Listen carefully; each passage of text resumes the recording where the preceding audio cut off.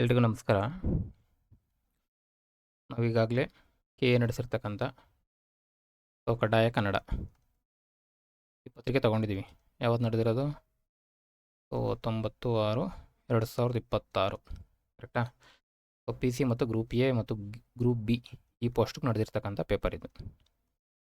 Recent ಕಡ್ಡಾಯ ಕನ್ನಡ ಪತ್ರಿಕೆ. ಈಗಾಗಲೇ 4 ಕ್ಲಾಸ್ ಮುಗಿದಿದೆ. 80 ಕ್ವಶನ್ನು ಕಂಪ್ಲೀಟ್ ಆಗಿದೆ.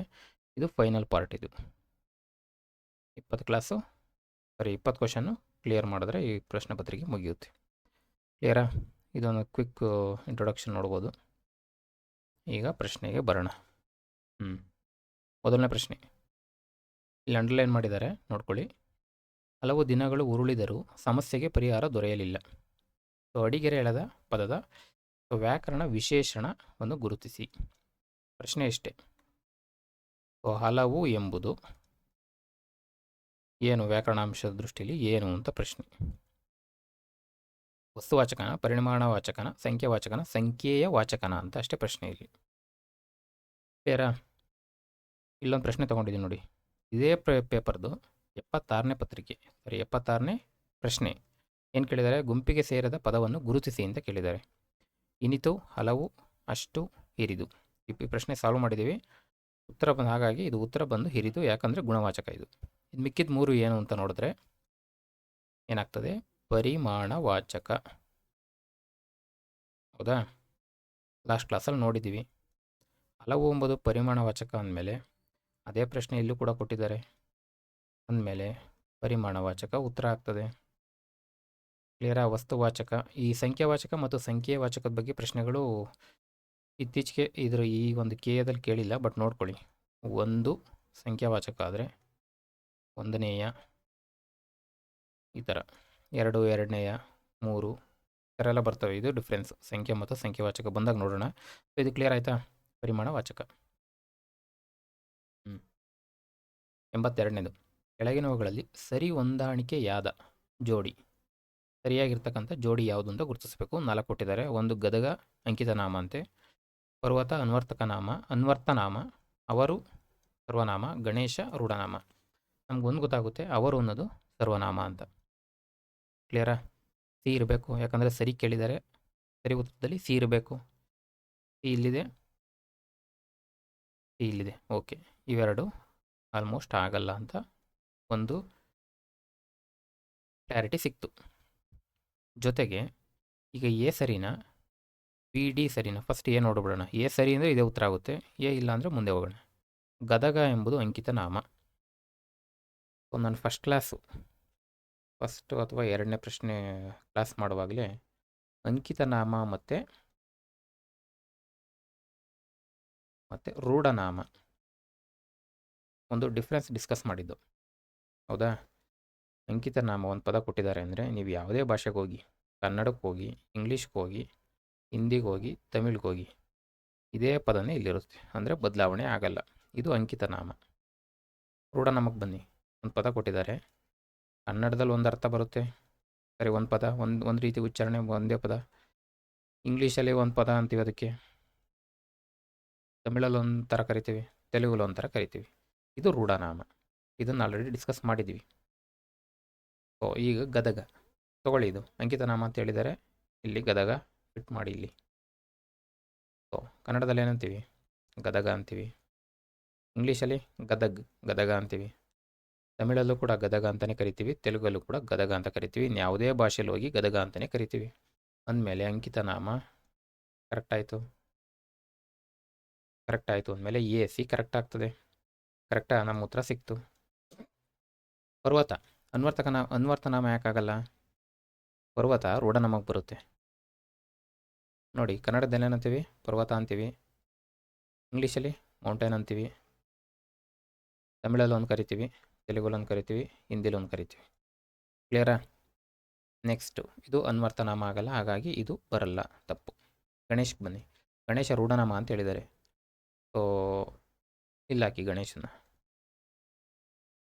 ಕನ್ನಡದಲ್ಲಿ ಗಣೇಶ ಅಂತೀವಿ, ಇಂಗ್ಲೀಷಲ್ಲಿ ಬೇರೆ ಕರಿತೀವ, ಇಲ್ಲೂ ಕೂಡ ಗಣೇಶ ಅಂತಲೇ ಕರಿತೀವಿ, ಹಿಂದಿಲಿ ಗಣೇಶ ಅಂತಲೇ ಕರಿತೀವಿ. ಹಾಗಾಗಿ ಗಣೇಶ ರೂಢನಾಮಕ್ಕೆ ಬರಲ್ಲ, ಅಂಕಿತ ನಾಮಕ್ಕೆ ಬರುತ್ತೆ.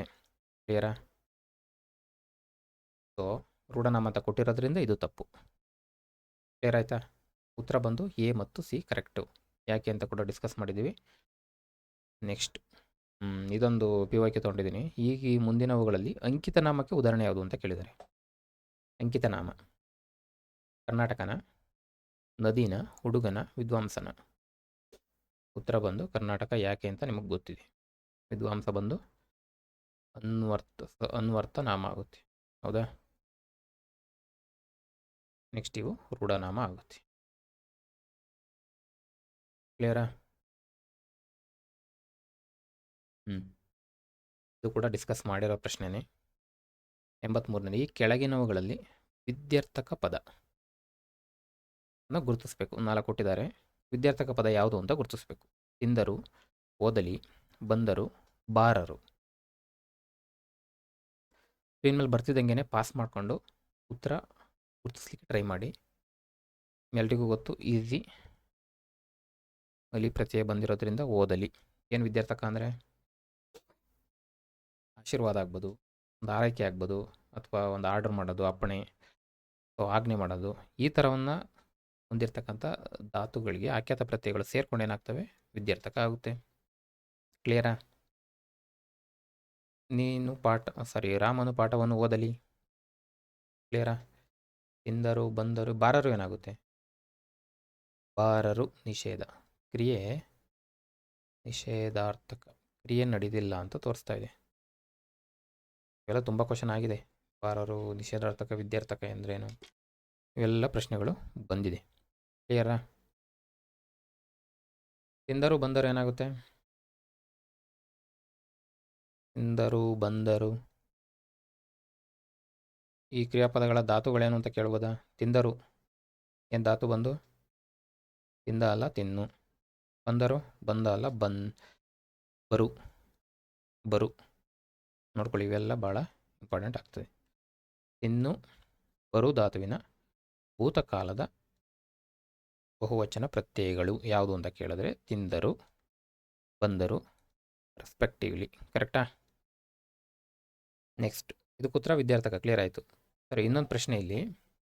ಅಲಿ ಪ್ರತ್ಯಯ ಬಂದ ತಕ್ಷಣ ಬಂದರೆ ಮಾತ್ರ ವಿದ್ಯಾರ್ಥಕನ? ಜನರಲ್ಲಾಗಿ ಕರೆಕ್ಟು. ಅಲಿ ಪ್ರತ್ಯಯ ಬಂದರೆ ವಿದ್ಯಾರ್ಥಕ ಗುರುತಿಸ್ಬೋದು. ಅಂದಮೇಲೆ ಅಲಿ ಪ್ರತ್ಯಯ ಇಲ್ಲ ಅಂದರೆ ವಿದ್ಯಾರ್ಥಕ ಆಗೋದೇ ಇಲ್ವಾ ಅಂತ ಪ್ರಶ್ನೆ ಒಂದು ಬಂದಾಗ, ಒಂದು ಪ್ರಶ್ನೆ ತಗೊಳ್ಳಿ. ವಿತ್ ರೆಸ್ಪೆಕ್ಟ್ ಟು ವಿದ್ಯಾರ್ಥಕ ರೂಪದಲ್ಲಿ ಡ್ಯಾಶ್. ಪ್ರಶ್ನೆ, ಧಾತುವಿನ ರೀತಿಯಲ್ಲೇ ಪೂರ್ಣ ಕ್ರಿಯಾಪದ ಕಂಡುಬರುವುದು. ಪ್ರಶ್ನೆ ಅರ್ಥ ಆಯ್ತಾ? ವಿದ್ಯಾರ್ಥಕ ಮಾಡ್ತಾ ಇದ್ದೀವಿ. ಇದರಲ್ಲಿ ಧಾತುವಿನ ರೀತಿಯಲ್ಲೇ ಪೂರ್ಣ ಕ್ರಿಯಾಪದ ಕಂಡುಬರಬೇಕು. ಯಾವುದರಲ್ಲಿ ಅಂತ ಆಪ್ಷನ್ ತಗೊಳ್ಳಿ. ಪ್ರಥಮ ಪುರುಷ ಏಕವಚನ, ಮತ್ತು ಮಧ್ಯಮ ಪುರುಷ ಏಕವಚನ. ಅರ್ಥ ಆಗುತ್ತಲ್ಲ? ಮಧ್ಯಮ ಪುರುಷ ಬಹುವಚನ. ಇನ್ನೊಂದು ಉತ್ತಮ ಪುರುಷ ಏಕವಚನ. ವಿದ್ಯಾರ್ಥಕ ರೂಪದಲ್ಲಿ ಪ್ರಥಮ ಪುರುಷ ಏಕವಚನದಲ್ಲಿ ಧಾತುವಿನ ರೀತಿಯಲ್ಲಿಯೇ ಪೂರ್ಣ ಕ್ರಿಯಾಪದ ಕಂಡುಬರುವುದು. ಆ ಥರ ಯಾವುದು ಇದಕ್ಕೆ ಸೂಟ್ ಆಗುತ್ತೆ ಅಂತ ಈ ಪ್ರಶ್ನೆಗೆ. ಕ್ಲಿಯರಾ? ಅಂದರೆ ಅಲಿ ಪ್ರತ್ಯಯ ಬಂದ್ಬಿಟ್ಟು ಯಾವುದೋ ಒಂದು ರೂಪದಲ್ಲಿ ಅಲಿ ಪ್ರತ್ಯಯ ಬಂದು ಲೋಪ ಆಗಿರುತ್ತೆ. ಕ್ಲಿಯರ್? ಅದು ಬಂದಿಲ್ಲ ಅಂತಲ್ಲ, ಬಂದು ಲೋಪ ಆಗಿರುತ್ತೆ. ಬಟ್ ನಮಗೆ ಅದು ಗೊತ್ತಾಗಬೇಕು. ಆ ಒಂದು ಉದ್ದೇಶದಿಂದ ಈ ಒಂದು ಪ್ರಶ್ನೆ ಕೊಟ್ಟಿದ್ದೀನಿ. ಸ್ವಲ್ಪ ನೋಡ್ಕೊಳ್ಳಿ. ಇದು ಮುಂದಿನ ದಿನದಲ್ಲಿ ಈ ರೀತಿ ಇದರಲ್ಲಿ ಪ್ರಶ್ನೆಗಳು ಬರ್ಬೋದು. ಯಾಕಂದರೆ ಅಲಿ ಪ್ರತ್ಯಯ ಕಂಡುಬರಲ್ಲ. ಅಲಿ ಪ್ರತ್ಯಯ ಇಲ್ಲ ಅಂದರೆ ನಮ್ಗೆ ವಿದ್ಯಾರ್ಥಕ ಅಲ್ಲ ಅಂತ ಡಿಸೈಡ್ ಆಗಬಾರ್ದು. ಕ್ಲಿಯರಾ? ಇದನ್ನು ಸ್ವಲ್ಪ ವರ್ಕೌಟ್ ಮಾಡಿ. ಇದ್ಯಾವುದಿದು? ತತ್ಸಮ ತದ್ಭವ. ಕೆಳಗಿನಗಳಲ್ಲಿ ಗುಂಪಿಗೆ ಸೇರದ ಜೋಡಿಗಳನ್ನು ಗುರುತಿಸಿ. ಇದೊಂಥರ ಪ್ರಶ್ನೆ. ಏನು? ಸರಿ ಗುರುತಿಸಿ ಅಥವಾ ತಪ್ಪು ಗುರುತಿಸಿ ಅಂತ ಕೇಳಿಲ್ಲ. ಗುಂಪಿಗೆ ಸೇರಲ್ಲ. ನೀವು ಸರಿ ಅಂತನಾದರೂ ತಗೊಳ್ಳಿ, ತಪ್ಪಿರವಾದರು ಅಂತನಾದರೂ ತಗೊಳ್ಳಿ. ಫಸ್ಟ್ ಪ್ರಶ್ನೆ ನೋಡೋಣ. ತೂಕ ಗೂಬೆ, ಕಾಂಸ್ಯ ಕಾಸು, ಕುದಾಲ ಕೂದಲು ದ್ವಿತೀಯ ಬಿದಿಗೆ. ಓ ತತ್ಸಮ ತದ್ಭವ ಕನ್ನಡ ವ್ಯಾಕರಣ ದರ್ಪಣದಲ್ಲಿರುವಾಗ ನೀವು ಓದ್ಕೊಂಡ್ಬಿಟ್ರೆ ಆ ಪದ ಓದ್ತಿದ್ದಂಗೆ ಅದಕ್ಕೂ ಏನು ಅಂತ ನಿಮಗೆ ಬಾಯಲ್ಲೇ ಬಂದ್ಬಿಡುತ್ತೆ, ಚೆನ್ನಾಗಿ ಪ್ರಾಕ್ಟೀಸ್ ಮಾಡಿದರೆ. ಒಂದು ತೊಗೊಂಡಿದೆ ನೋಡಿ, ಕಂಚು ಇದರ ತತ್ಸಮ ರೂಪ. ಇದು PYQ. ಕಂಚು ಇದರ ತತ್ಸಮ ರೂಪವೇನು? ಓ ಕಾಂಚ, ಕಾಂಚ್ಯ, ಕಾಂಸ್ಯ, ಕಂಪು. ನನಗೆ ಗೊತ್ತು ಕಾಂಸ್ಯ ಕಂಚು ಅಂತ. ನೆಕ್ಸ್ಟು ಗೂಖ. ಗೂಖ ಇದರ ತದ್ಭವ ರೂಪ, ಅಂದರೆ ಕನ್ನಡದ ಅಥವಾ ಇದರಿಂದ ಇದಾಗಿರ್ತಕ್ಕಂಥ ರೂಪ. ಗುಬೆನ, ಗೂಗೆನ, ಗುಬೆನ, ಗೊಕಾನ ಅಂದರೆ ಗೂಗೆ. ಗೂಖ, ಗೂಗೆ, ನೆಕ್ಸ್ಟ್ ಗೂಬೆ ಆಗುತ್ತೆ. ನಮ್ಗೆ ಉತ್ತರದಲ್ಲಿ ಇಲ್ಲಿಗೆ ಬಂದಿದ್ದಾರೆ, ಇಟ್ಸ್ ಓಕೆ, ನಿಯರ್ ಬೈ ಇದೆ ತೊಗೋಬೋದು. ಕಾಂಸ್ಯ ಕಂಚು ಇದೇ ಇನ್ಪುಟ್ಸ್ ಇಟ್ಕೊಂಡು ಈಗ ಪ್ರಶ್ನೆಗೆ ಬರೋಣ. ಗೂಖ ಗೂಬೆ ನೋಡ್ದೋ ನಾವು. ಗೂಖ ಗೂಗೆ, ನೆಕ್ಸ್ಟು ಗೂಬೆ. ಓಕೆ. ಕಾಂಸ್ಯ ಕಾಸು ಆಗಲ್ಲ, ಕಂಚು ಆಗಬೇಕಿದು. ಇದು ಪಕ್ಕಾ ತಪ್ಪು ಅಂತ ನನಗೆ ಗೊತ್ತು. ನೆಕ್ಸ್ಟು ಕುದಾಲ ಕೂದಲು ನೋಡೋಣ. ದ್ವಿತೀಯ ಬಿದಿಗೆ ನಾನು ಓದಿದ್ದೀನಿ ಇದನ್ನ. ದ್ವಿತೀಯ ಬಿದಿಗೆ KVD ಬುಕ್ಕಲ್ಲೇ ಇದೆ. ಕ್ಲಿಯರಾ? ದ್ವಿತೀಯ ಬಿದಿಗೆ ಕರೆಕ್ಟ್ ಇದೆ. ಎ ಮತ್ತು ಡಿ ಕರೆಕ್ಟು. ಕುದಾಲ ಕೂದಲು ಇದು ತಪ್ಪು ಅನಿಸುತ್ತೆ, ಅಂತ ಇದು ಅನಿಸ್ತಾ ಇಲ್ಲ ಇದು. ಕ್ಲಿಯರಾ? ಗುಂಪಿಗೆ ಸೇರೋದು. ಈಗ ನಮ್ಗೆ ಒಂದು ಗೊತ್ತಾಯಿತು, ಎ ಮತ್ತು ಡಿ ಸರಿ ಇದೆ, ಬಿ ಮತ್ತು ಸಿ ತಪ್ಪಿದೆ. ಈಗ ಆಪ್ಷನ್ಗೆ ಬರೋಣ. AC ಒಂದು ಸರಿ ಒಂದು ತಪ್ಪಿದೆ, ಮಿಕ್ಸ್ ಮಾಡಿದ್ದಾರೆ, ಇದು ಬರಲ್ಲ. ಬಿ ಮತ್ತು ಸಿ ತಪ್ಪಿರ್ತಕ್ಕಂಥದ್ದು ಇದು, ಅಂದರೆ ತಪ್ಪಿರ್ತಕ್ಕಂಥ ಜೋಡಿ ಇದು. ಎ ಮತ್ತು ಡಿ ಸರಿ ಇರ್ತಕ್ಕಂಥ ಜೋಡಿ ಇದು. ಬಿ ಮತ್ತು ಡಿ ಮಿಕ್ಸ್ ಮಾಡಿದರೆ ಇದು ಬರಲ್ಲ. ಬಟ್ ಗುಂಪಿಗೆ ಸೇರದ ಅಂದಮೇಲೆ ಒಂದು ಸ್ವಲ್ಪ ನೆಗೆಟಿವ್ ಅಂಶ ಇರೋದ್ರಿಂದ ಕೀ ಆನ್ಸರ್ ಏನು ಬಿಟ್ಟಿದ್ದಾರೆ ಅವರು? ನೀವು ನೋಡಿದ್ದೀರಾ ಕೀ ಆನ್ಸರು? ಬಿ ಮತ್ತು ಸಿ ಬಿಟ್ಟಿದ್ದಾರೆ. ಅಂದರೆ ತಪ್ಪುತ್ತರ ಯಾವುದು ಅಂತ ತೊಗೊಂಡಿದ್ದಾರೆ. ಗುಂಪಿಗೆ ಸೇರಲ್ಲ ಅಂದರೆ ತಪ್ಪು ಯಾವುದು ಅನ್ನೋಂಗೆ ತೊಗೊಂಡಿದ್ದಾರೆ. ಮುಂದಿನ ದಿನದಲ್ಲಿ ಇದು ನಿಮಗೆ ಪ್ರಶ್ನೆ ಈಗ ನಡೆಯುತ್ತೆ. ಶನಿವಾರ ಒಂದು ಕಂಪಲ್ಸರಿ ಕನ್ನಡ ಪೇಪರ್ ನಡೆಯುತ್ತೆ. ಆ ಒಂದು ಪ್ರಶ್ನೆಗೆ ಹೋಗ್ತಕ್ಕಂಥವ್ರು ಈ ರೀತಿ ಇನ್ಪುಟ್ಸ್ಗಳನ್ನ ತೊಗೊಳ್ಳಿ. ಎಕ್ಸಾಮ್ ಹಾಲಲ್ಲಿ ನಮ್ಗೆ ಈಗ ಕೀ ಆನ್ಸರ್ ಬಿಟ್ಟಿದ್ದಾರೆ ಗೊತ್ತಾಯಿತು, ಇದ ಅನ್ನೋಕ್ಕೆ ಕೀ ಆನ್ಸರ್ ಬಿಟ್ಟಿರೋದಕ್ಕೆ ತಪ್ಪು ಅಂತ ಹಾಕಿದ್ದೀವಿ. ಬಟ್ ಎಕ್ಸಾಮ್ ಹಾಲಲ್ಲಿ ಇಂಥವು ಭಾಳ ತಲೆ ಕೆಡಿಸ್ತವೆ. ಹಾಗಾಗಿ ಈ ಒಂದು ಪ್ರಶ್ನೆಯಲ್ಲಿ ಇದು ಬಂದಿದೆಯಲ್ಲ, ಇದೇ ನಮ್ಗೆ ಇನ್ಪುಟ್ಸ್ ಮುಂದೆ. ಗುಂಪಿಗೆ ಸೇರದ ಜೋಡಿ ಯಾವುದು ಅಂದರೆ ತಪ್ಪು ಜೋಡಿ ಗುರುತಿಸಬೇಕು. ಯಾಕಂದ್ರೆ ಅವರೇ ಬಿಟ್ಟಿದ್ದಾರೆ KAದವರೇ ಕೀ ಆನ್ಸರ್ ಇದನ್ನ, ಅಂದರೆ ತಪ್ಪು ಗುರುತಿಸಿ ಅಂತ B and C. ಕ್ಲಿಯರ್ ಆಯಿತಾ? ಸೊ ಇದಾದರೆ ನಮಗೆ ಇದರಲ್ಲಿ ಸಿಕ್ಕಿರೋ ಇನ್ಪುಟ್ಸ್ ಏನು? ಗೂಕ, ಗೂಬೆ, ಕಾಂಸ್ಯ ಕಂಚು.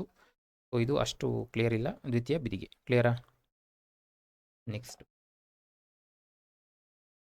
ಮತ್ತೊಂದು ಅದೇ ಕೂಡ ತತ್ಸಮ ತದ್ಭವ. ಈ ಕೆಳಗಿನವುಗಳಲ್ಲಿ ಸರಿಯಾದ ಜೋಡಿಯಲ್ಲಿ ಕ್ಲಿಯರ್ ಕೊಟ್ಬಿಟ್ಟವನಿ. ಸರಿ ಜೋಡಿ ಯಾವುದು ಅಂತ ಗುರುತಿಸಬೇಕು. 4 ಕೊಟ್ಟಿದ್ದಾರೆ. ಶೃಂಖಲ, ಕಠಿಣ, ವಾಪಿ, ಬಾವಿ, ತ್ರಿಶೂಲ, ತಿಸುಲ, ದ್ರೋಣಿ, ದೋಣಿ. ನನಗೊಂದು ಗೊತ್ತು, ವಾಪಿ, ಬಾವಿ. ಯಾಕೆ? ಈ ವಾಕ್ಯಲ್ಲಿ ಬಂದಿದೆ ಆಲ್ರೆಡಿ. ವಾಪಿ ಪದದ ತದ್ಭವ ರೂಪ ಏನು? ದಡ, ಬಾವಿ, ಕವಳ, ಮೂಸಿ. ಸೊ ಸಿಂಪಲ್ ಇದೆ, ಬಾವಿ. ಕ್ಲಿಯರಾ?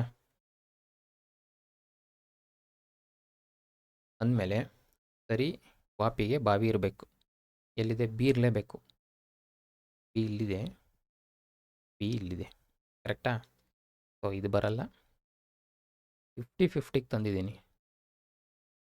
ನೆಕ್ಸ್ಟು ಸಿ ಬರುತ್ತಾ, ಡಿ ಬರುತ್ತಾ? ಇಲ್ಲೇ ಡೌಟ್ ಬರೋದು. ದ್ರೋಣಿ, ದೋಣಿ. ನಾನು KVD ಬುಕ್ಕಲ್ಲಿ ಓದಿದ್ದೀನಿ, ಇದು ಕೂಡ ಕರೆಕ್ಟು. ದ್ರೋಣಿಗೆ ದೋಣಿ ಕರೆಕ್ಟ್ ಇದೆ. ವಾಪಿಗೆ ಬಾವಿ. ಇವು ಕೊಡ್ತಕ್ಕಂಥದ್ದೆಲ್ಲ ಆ ಬುಕ್ಕಲ್ಲಿ ಇರ್ತಕ್ಕಂಥವೇ ಕೊಡ್ತಾರೆ. ಹಾಗಾಗಿ ಬುಕ್ಕಲ್ಲಿ ಚೆನ್ನಾಗಿ ಪ್ರಾಕ್ಟೀಸ್ ಮಾಡಿಬಿಟ್ರೆ ಬಿ ಮತ್ತು ಡಿ ಸರಿ ಉತ್ತರ. ಶೃಂಖಲ ನೋಡಿ, ಇದಕ್ಕೂ ಮ್ಯಾಚೇ ಅನಿಸ್ತಾ ಇಲ್ಲ. ಶೃಂಖಲ ಅಂದ್ರೇನು? ಇದು ಈ KPSC ಪೇಪರಲ್ಲಿ ಇದು ಪದಗಳ ಅರ್ಥ ಸಮಾನಾರ್ಥಕ್ಕೂ ಕೊಟ್ಟಿದ್ದಾರೆ. ಅಂದರೆ ಸರಪಳಿ ಅಂತ, ಅಂದರೆ ಬಂಧನ, ಸರಪಳಿ. ಈ ಕೋಳ ಹಾಕೋದು ಕೈಗೆ ಅಂತಾರಲ್ಲ, ಆ ಥರ. ಸೊ ಬಂಧನ ಅಂತ ನೆನ್ಪಿಟ್ಕೊಳ್ಳಿ. ಬಂಧನ ಅಥವಾ ಸಂಕೋಲೆ. ಕರೆಕ್ಟ್, ಇದಕ್ಕೆ ಸಂಕೋಲೆ. ಶೃಂಖಲ ಸಂಕೋಲೆ ಆಗ್ಬೋದು ನೋಡಿ ಇದು ತತ್ಸಮ ತದ್ಭವಕ್ಕೆ. ಯಾಕಂದರೆ ಶಾ ಇದು ಈಗ ನೀವು ತತ್ಸಮ ತದ್ಭವ ಓದುವಾಗ ಒಂದಷ್ಟು ರೂಲ್ಸ್ ಓದ್ತೀರಾ. ಶಾ ಇದ್ದರೆ ಸಾ ಬರಬೇಕು, ಅನುಸ್ವರ ವಿಸರ್ಗ ಇದ್ದರೆ ಎಲಿಮಿನೇಟ್ ಆಗಬೇಕು, ಸೊ ಮಹಾಪ್ರಾಣಾಕ್ಷರಗಳಿದ್ದರೆ ಅಲ್ಪಪ್ರಾಣ ಆಗಬೇಕು, ಕ್ಲಿಯರಾ? ಮತ್ತು ಒತ್ತಕ್ಷರ ಇದ್ದರೆ ಮುಂದೆ ಬಂದಾಗ ಎಲಿಮಿನೇಟ್ ಆಗ್ತವೆ. ಈ ಥರ ಒಂದಷ್ಟು ರೂಲ್ಸ್ ಓದ್ತೀರಾ. ಆ ರೂಲ್ಸ್ಗಳನ್ನ ಇಲ್ಲಿ ಅಪ್ಲೈ ಮಾಡ್ಕೊಳ್ಳಿ, ಕ್ಲಿಯರ್ ಆಗುತ್ತೆ ನಿಮಗೆ. ಶಾ ಬಂದು ಸಾ ಆಗ್ತಾಯಿದೆ ನೋಡಿ, ಶಾ ಬಂದು ಸಾ ಆಗ್ತಾಯಿದೆ. ಈ ಥರ ಒಂದಷ್ಟು ಕೆಲವು ಲಾ ಬಂದವು ಲಾ ಆಗ್ತವೆ, ಈ ಥರ ಎಲ್ಲ ಬರ್ತವೆ ರೂಲ್ಸು. ಈ ಒಂದು ಟಾಪಿಕ್ ತೊಗೊಂಡಾಗ ಇದನ್ನು ಡೀಟೇಲ್ಗೆ ಎಕ್ಸ್ಪ್ಲೇನ್ ಮಾಡ್ಬೋದು. ಸೊ ಇದು ಕಠಿಣ, ಇದು ಇದಕ್ಕೂ ಮ್ಯಾಚೇ ಇಲ್ಲ. ಬಟ್ ನನಗೊಂದು ಡೌಟ್ ಏನು, ತ್ರಿಶೂಲ, ತ್ರಿಶೂಲ ತಿಸೂಲ ಅಥವಾ ತಿಸುಳ, ತಿಸುಲ, ಸೊ ಸಾರಿ, ಸೊ ತೀಸೂಲ ಇದು ಕೂಡ ಕರೆಕ್ಟ್ ಆಗುತ್ತೆ ಅಂತ ನನ್ನ ಒಪಿನಿಯನ್ನು. ನೀವು ಪದಗಳ ಅರ್ಥದಶ ಓದಿ, ಎರಡಕ್ಕೂ ಒಂದೇ ಅರ್ಥ ಬರುತ್ತೆ, ಒಂದೇ ಅರ್ಥ ಬರಲೇಬೇಕು. ಅದೇ ಅಲ್ವಾ ಇದು ತತ್ಸಮ ತದ್ಭವ. ಅದರಿಂದ ಪದ ಹುಟ್ಟಿದೆ ಅಂದಮೇಲೆ ಅದೇ ಅರ್ಥನೇ ಬರಬೇಕಲ್ಲಿ, ಬೇರೆ ಅರ್ಥ ಬಂದರೆ ಆಗಲ್ಲ. ಸೊ ತ್ರಿಶೂಲ ಒತ್ತಕ್ಷರ ಹೋಗಿದೆ, ಶಾ ಸಾ ಆಗಿದೆ, ಉಚ್ಚಾರಣೆ ನಮಗೆ ಸ್ವಲ್ಪ ಈಸಿ ಆಗಿದೆ. ಸೊ ಇದು ಕೂಡ ಕರೆಕ್ಟು, ಬಟ್ ಆಪ್ಷನಲ್ಲಿ ಕೊಟ್ಟಿಲ್ಲ, ಹಾಗಾಗಿ ಬಿಟ್ಟಿದ್ದಾರೆ. ಬಟ್ ಇವೆರಡು ಕರೆಕ್ಟ್ ಇದೆ. ಇದ್ರ ಬಗ್ಗೆ ಸ್ವಲ್ಪ ಗಮನ ಹರಿಸಿ. ತ್ರಿಶೂಲ ತ್ರಿಶೂಲ ಕರೆಕ್ಟಾ ಇದು ಅಂತ ನನ್ನ ಪ್ರಕಾರ ಇದು ಕೂಡ ಕರೆಕ್ಟ್ ಇದೆ. ಕ್ಲಿಯರ್ ಆಯಿತಾ? ಇದು ಉತ್ತರ ಬಾವಿ ಮತ್ತು ದೋಣಿ. ಇದು ನೋಡಿದ್ದೀವಿ. 86ನೇ ಪ್ರಶ್ನೆ, ಹಸುಳೆ. ಹಸುಳೆ ಪದದ ಲಿಂಗವನ್ನು ಗುರುತಿಸಿ. ಏನು ಫಸ್ಟ್ ಹಸುಳೆ ಅಂದರೆ ಏನು ಅಂದರೆ ಶಿಶು, ಎಳೆ ಮಗು ಅಂತ, ಶಿಶು. ಹೌದಾ? ನಾವು ಒಂದು ನೋಡಿದ್ದೀವಿ, ಶಿಶು, ಮಗು, ಜನ, ದಂಡು,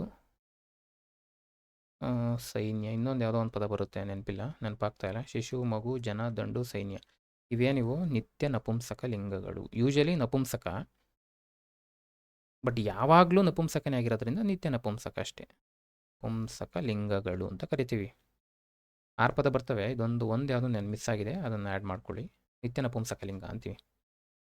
ಸೊ ಶಿಶು ಅನ್ನೋದು ನಪುಂಸಕ ಲಿಂಗ, ಯೂಶಲಿ ನಪುಂಸಕ ಲಿಂಗ ಅಂತೀವಿ. ಬಟ್ ಯಾವಾಗಲೂ ಇವು ನಪುಂಸಕ ಲಿಂಗದಲ್ಲೇ ನಿಲ್ತವೆ, ಹಾಗಾಗಿ ಇದಕ್ಕೆ ನಿತ್ಯ ನಪುಂಸಕ ಅಂತ ಕರೆಯೋದ್ರಿಂದ ಸೊ ಏನಾಗ್ತದೆ, ಇದು ನಪುಂಸಕ ಲಿಂಗ. ಕ್ಲಿಯರ್ ಆಯಿತಾ? ಪುಲ್ಲಿಂಗ ಆಗಲ್ಲ, ಸ್ತ್ರೀಲಿಂಗ ಆಗಲ್ಲ, ಪುಲ್ಲಿಂಗನೂ ಆಗಲ್ಲ. ವಾಚ್ಯಲಿಂಗದ ಬಗ್ಗೆ ನೋಡಿದ್ದೀರಾ, ಹೌದಾ? ನೀನು ಹುಡುಗ, ನೀನು ಹುಡುಗಿ, ನೀನು ನಾಯಿ, ಈ ಥರ ಒಂದು ಲಾಸ್ಟ್ ಕ್ಲಾಸ್ ಇದೇ ಎಕ್ಸಾಂಪಲ್ ತಗೊಂಡು ನಾವು ಡಿಸ್ಕಸ್ ಮಾಡಿದ್ದು, ಹೌದಾ? ಅಂದರೆ ಎಲ್ಲವಕ್ಕೂ ಇದು ಸೇಮ್ ನಿಲ್ಲುತ್ತೆ ಅಷ್ಟೇ. ವಾಚ್ಯಲಿಂಗ, ವಿಶೇಷಾಧೀನ ಲಿಂಗ ಅಂತ ಕೂಡ ಕರೀತಾರೆ. ಕ್ಲಿಯರ್ ಆಯ್ತಾ? ಇದು ಡೌಟ್ ಏನಿಲ್ಲ. ತಗೊಂಡಿದ್ದೆ ನೋಡಿ, ಶಿಶು ಜನಿಸಿತು, ಯಾವ ಲಿಂಗ? ನೀವು ವಾಕ್ಯ ಮಾಡ್ಕೊಳ್ಳಿ. ಶಿಶು ಜನಿಸಿದನು ಅಂತೀವ, ಶಿಶು ಜನಿಸಿದಳು ಅಂತೀವ? ಇಲ್ಲ, ಯಾವಾಗಲೂ ಜನಿಸಿತು ಅಂತಲೇ ಕರಿತೀವಿ. ಅಂದಮೇಲೆ ನಪುಂಸಕ ಲಿಂಗದಲ್ಲೇ ಬಳಸ್ತೀವಿ ಯಾವಾಗಲೂ, ಹಾಗಾಗಿದು ನಿತ್ಯ ನಪುಂಸಕ ಲಿಂಗ. ಕ್ಲಿಯರಾ? ವಾಚ್ಯಲಿಂಗ ವಿಶೇಷಾಧೀನದ ಬಗ್ಗೆ ಆಲ್ರೆಡಿ ನೋಡಿದ್ದೀವಿ, ಅದನ್ನು ನೋಡ್ಕೊಳ್ಳಿ. ಅದು ಲಾಸ್ಟ್ ಕ್ಲಾಸಲ್ಲಿ ಕೂಡ ಎಕ್ಸ್ಪ್ಲೈನ್ ಮಾಡಿದೆ. ಇದು ಲಿಂಗ, ಲಿಂಗಗಳು ಈ ಟಾಪಿಕ್ ಮೇಲೆ ಕೇಳಿರ್ತಕ್ಕಂಥದ್ದು. ಇದು ನೆನ್ಪಿಟ್ಕೊಳ್ಳಿ. ಹೊಸಗನ್ನಡದಲ್ಲಿ ಬಳಕೆಯಲ್ಲಿರ್ತಕ್ಕಂಥ ಲಿಂಗಗಳ ಸಂಖ್ಯೆ ಎಷ್ಟು? ಪರ್ಟಿಕ್ಯುಲರಾಗಿ ಹೇಳಿದ್ದಾರೆ ಹೊಸಗನ್ನಡದಲ್ಲಿ ಅಂತ. ಅಂದರೆ ಲಿಂಗಗಳ ಸಂಖ್ಯೆ ಹಂಗಿದ್ರೆ ಬೇರೆ ಆಗ್ತವೆ ಬೇರೆ ಇದರಲ್ಲಿ ಅನ್ನೋದೊಂದು ನಮ್ಮ ಗಮನದಲ್ಲಿ ಇರಬೇಕು. ಯಾಕಿರಬೇಕು? ಇಲ್ಲಿದೆ ನೋಡಿ, ಕನ್ನಡದಲ್ಲಿ ಲಿಂಗವು 9 ಥರ ಇದ್ದಾವೆ ಅಂತ ಹೇಳಿ ಅದರಲ್ಲಿ 3 ಮಾತ್ರ ಪ್ರಸಿದ್ಧಿ ಅಂತ ಹೇಳಿದವರು ಯಾರು? ಇದು ಪ್ರಶ್ನೆ, KPSC ಆಗಿದೆ. ಉತ್ತರ ಬಂದು ಕೇಶಿರಾಜ. ಕೇಶಿರಾಜ ಏನು ಹೇಳ್ತಾನೆ, ಕನ್ನಡದಲ್ಲಿ ಲಿಂಗಂ 9 ತೆರಂ ಅಂತ ಒಂದು ಟರ್ಮೇ ಬರುತ್ತೆ, ಇದು ಕೂಡ ಕೇಳಿದ್ದಾರೆ ಆಲ್ರೆಡಿ. ಸೊ ಲಿಂಗಂ 9 ತೆರಂ, ಮುಂದಿನ ದಿನದಲ್ಲಿ ತಗೊಳ್ಳೋಣ ಇವನ್ನ. ಲಿಂಗಂ 9 ತೆರಂ ಅಂತ ಹೇಳಿರೋನು ಕೇಶಿರಾಜ. ಅಂದರೆ ಲಿಂಗಗಳು 9, ಬಟ್ ಅದರಲ್ಲಿ 3 ಮಾತ್ರ ಫೇಮಸ್ಸು ಅಂತ ಹೇಳಿದವನು ಕೇಶಿರಾಜ. ನೋಡಿ, ಮತ್ತೊಂದು ಪ್ರಶ್ನೆ KPSCಲಿ ಆಗಿದೆ. ಕೇಶಿರಾಜನ ಪ್ರಕಾರ ಲಿಂಗಗಳು ಎಷ್ಟು?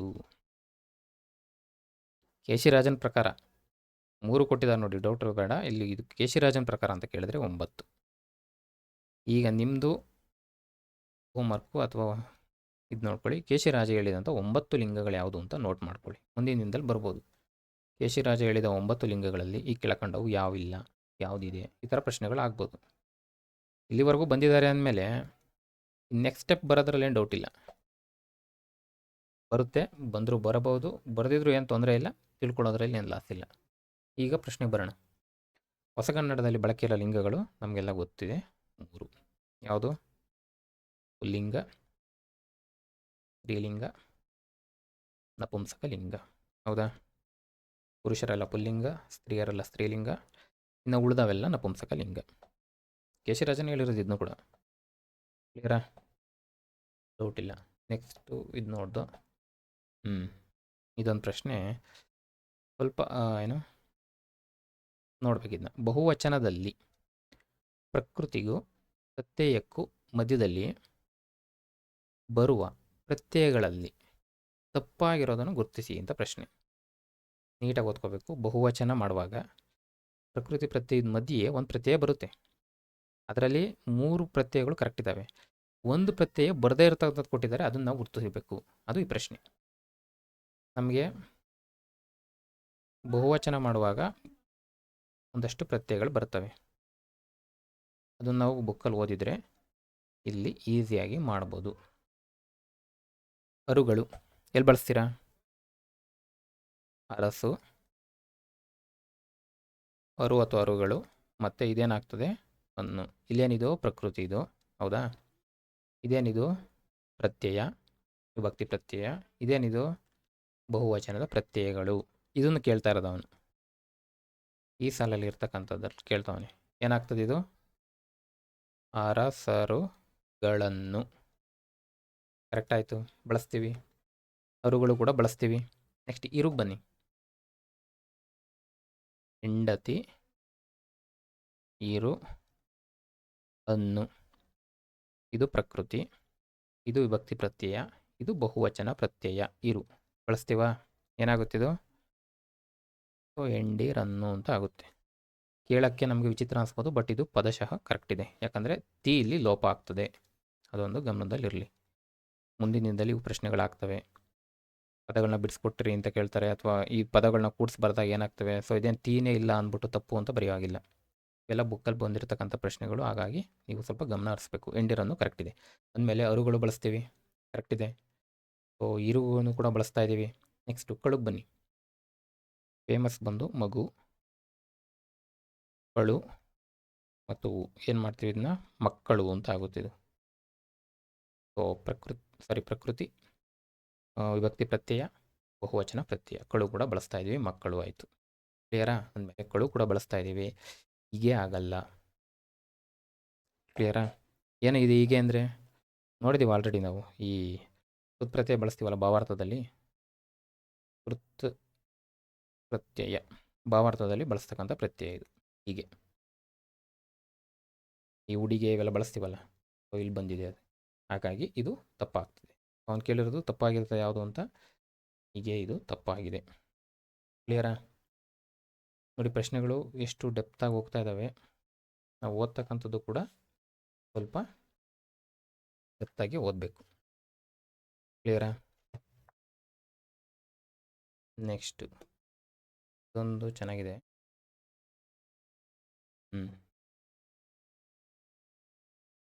ಉಂಟು ಎಂಬ ಕ್ರಿಯಾರ್ಥಕ ಅವ್ಯಯದ ರೂಪ ಬರುವ ಕಾಲ ಯಾವುದು ಅಂತ. ಇಲ್ಲಿ ನಮಗೊಂದು ಗೊತ್ತು.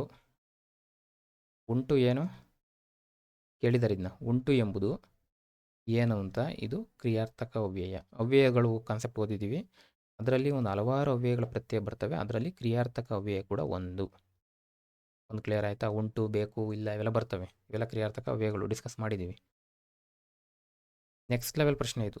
ಉಂಟು ಎಂಬ ಕ್ರಿಯಾರ್ಥಕ ಅವ್ಯಯದ ರೂಪ ಯಾವ ಕಾಲದಲ್ಲಿ ಬರುತ್ತೆ? ವರ್ತಮಾನದಲ್ಲಿ ಬರುತ್ತಾ, ಭೂತಕಾಲದಲ್ಲಿ ಬರುತ್ತಾ, ಸಂಧ್ಯಾ ಕಾಲದ? ಇದು ಬರಲ್ಲ, ಸುಮ್ಮನೆ ತೆಗೆದಿದ್ದಾನೆ ಇದನ್ನ. ನಮ್ಮ ಕನ್ಫ್ಯೂಷನ್ ಮಾಡಿ ಕೊಟ್ಟಿದೆ. ಇನ್ನೊಂದು ಭವಿಷ್ಯತ್ ಕಾಲ. 3ರಲ್ಲಿ ನೋಡ್ಕೊಳ್ಳಿ. ವರ್ತಮಾನದಲ್ಲಿ ಬರುತ್ತಾ, ಭೂತಕಾಲದಲ್ಲಿ ಬರುತ್ತಾ, ಭವಿಷ್ಯತ್ ಕಾಲದಲ್ಲಿ ಬರುತ್ತಾ ಅಂತ. ಸೊ ಇದು ನನ್ನ ಪ್ರಕಾರ ಸ್ವಲ್ಪ ಡಿಫಿಕಲ್ಟ್ ಪ್ರಶ್ನೆನೇ ನನಗೆ. ಎಕ್ಸಾಂಪಲ್ ನೋಡೋಣ. ಇದು ಎಕ್ಸಾಂಪಲ್ ಇಲ್ಲ ಅಂದರೆ ಗೊತ್ತಾಗಲ್ಲ ನಮಗೆ. ಈಗ ವರ್ತಮಾನದ ಪ್ರತ್ಯಯ ಯಾವುದು? ಕರೆಕ್ಟಾ? ಉತ್ತ, ಭೂತ, ದ. ಇದು ಹೂವ ಅಥವಾ ವಾ ಅಂತ ಹೇಳ್ತೀವಿ ಯೂಶಲಿ. ಕರೆಕ್ಟಾ? ಇಷ್ಟು ನಮ್ಗೆ ಗೊತ್ತಿದೆ. ಈಗ ಒಂದು ಸ್ಟೇಟ್ಮೆಂಟ್ ತಗೊಳ್ಳಿ. ಅವನು ಮನೆಯಲ್ಲಿ ಇರುತ್ತಾನೆ. ಅವನು ಮನೆಯಲ್ಲಿ ಇರುತ್ತಾನೆ. ಇಲ್ಲಿ ಗಮನಿಸ್ಕೊಳ್ಳಿ, ಉತ್ತಾ ಇದೆ ಇಲ್ಲಿ, ಹೌದಾ? ಇರುತ್ತಾನೆ. ಇರುತ್ತಾನೆ ಇದು ಇದೇನಿದು? ಕ್ರಿಯಾಪದನ. ಇರುತ್ತಾನೆ ನಮ್ಮೆಲ್ರಿಗೂ ಗೊತ್ತಿದೆ, ಇದು ಕ್ರಿಯಾಪದ. ಈ ಇರುತ್ತಾನೆ ಎಂಬ ಕ್ರಿಯಾಪದದ ಬದಲಾಗಿ ಅವನು ಮನೆಯಲ್ಲಿ ಉಂಟು ಅಂತ ಹೇಳ್ಬೋದಾ? ಉಂಟು ಅಂತ ಹೇಳ್ತೀನಿ ನಾನು. ಅವನು ಮನೆಯಲ್ಲಿ ಇರ್ತಾನೆ, ಮನೇಲಿ ಉಂಟು ಹೇಳ್ಬೋದು. ನೆಕ್ಸ್ಟ್ ಇನ್ನೊಂದು ಥರ ನೋಡ್ಕೊಳ್ಳಿ. ನೀನು ಮನೆಯಲ್ಲಿ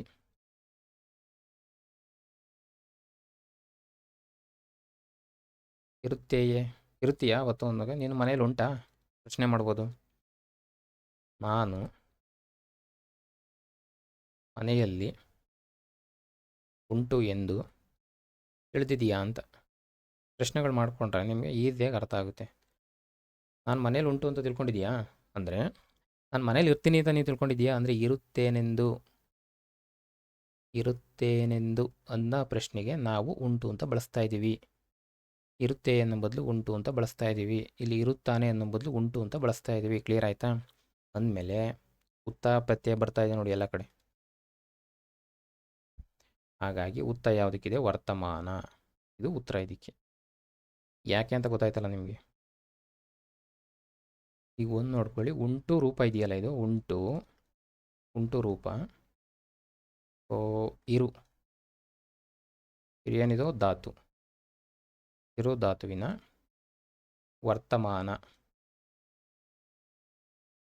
ವರ್ತಮಾನ ಕಾಲದ ಎಲ್ಲ ಕ್ರಿಯಾಪದ ಇರುತ್ತಾನೆ, ಇರ್ತೀಯ, ಇರುತ್ತೇನೆ, ಎಲ್ಲ ಕ್ರಿಯಾಪದಗಳ ರೂಪದಲ್ಲಿ ಬರುತ್ತದೆ ಅಂತ ನೆನ್ಪಿಟ್ಕೊಳ್ಳಿ. ಈ ಒಂದು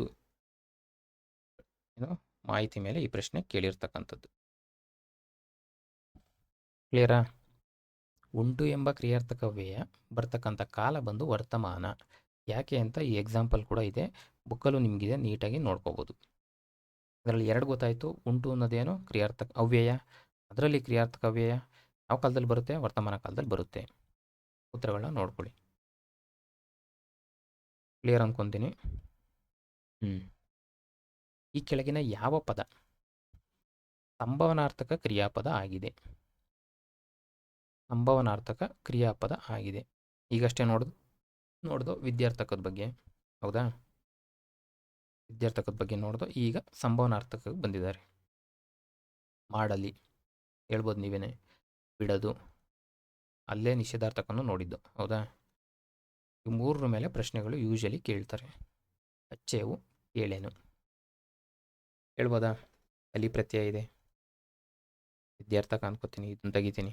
ಬಿಡದು ನೆಗೆಟಿವ್, ನಿಷೇಧ ಅಂತೀನಿ. ಅಚ್ಚೇವು, ಉತ್ತರ ಬಂದು ಅಚ್ಚೇವು. ಯಾಕೆ? ಇದು KPSC ಪೇಪರಲ್ಲಿ ಈಗ ಆಲ್ರೆಡಿ ಬಂದಿದೆ. ಅಚ್ಚೇವು ಕನ್ನಡದ ದೀಪ. ಇದು ಯಾರು ಹೇಳಿದ್ದು ಅಂತಲೂ ಕೂಡ ಪ್ರಶ್ನೆ ಆಗಿದೆ. ನೀವು ಅದನ್ನು ನೋಟ್ಬುಕ್ಕಲ್ಲಿ ಅಥವಾ ಕಮೆಂಟ್ ಬಾಕ್ಸಲ್ಲಿ ತರ್ಬೋದು. ಅಚ್ಚೇವು ಕನ್ನಡದ ದೀಪ ಇದನ್ನು ರಚಿಸ್ತವ್ರು ಯಾರು ಅಂತಲೇ ಪ್ರಶ್ನೆ ಆಗಿದೆ. ಅದರ ನೆಕ್ಸ್ಟ್ ವರ್ಷನ್ ಇದು. ಅಚ್ಚೇವು ಕನ್ನಡದ ದೀಪ. ಈ ವಾಕ್ಯದಲ್ಲಿ ಕ್ರಿಯಾಪದ ಯಾವುದು ಅಂತ ಗುರುತಿಸಬೇಕು. ಅಚ್ಚು, ಇದು ಕ್ರಿಯೆ ತೋರಿಸ್ತಾ ಇದೆ. ಕನ್ನಡ ದೀಪವನ್ನು ಹಚ್ಚತಕ್ಕಂಥದ್ದು. ಕ್ರಿಯಾಪದ ಯಾವ ಅರ್ಥದಲ್ಲಿದೆ ಅಂತ ಪ್ರಶ್ನೆ. ನಿಷೇಧಾರ್ಥಕನ, ಸಂಭವನಾರ್ಥಕನ, ವಿದ್ಯಾರ್ಥಕನ ಅಥವಾ ಸಾಪೇಕ್ಷಾರ್ಥನ? ನೆಕ್ಸ್ಟ್ ಇನ್ನೊಂದು ಬರುತ್ತೆ, ಸಾಪೇಕ್ಷ ಕ್ರಿಯಾಪದಗಳು ಅಂತ ಬರ್ತವೆ.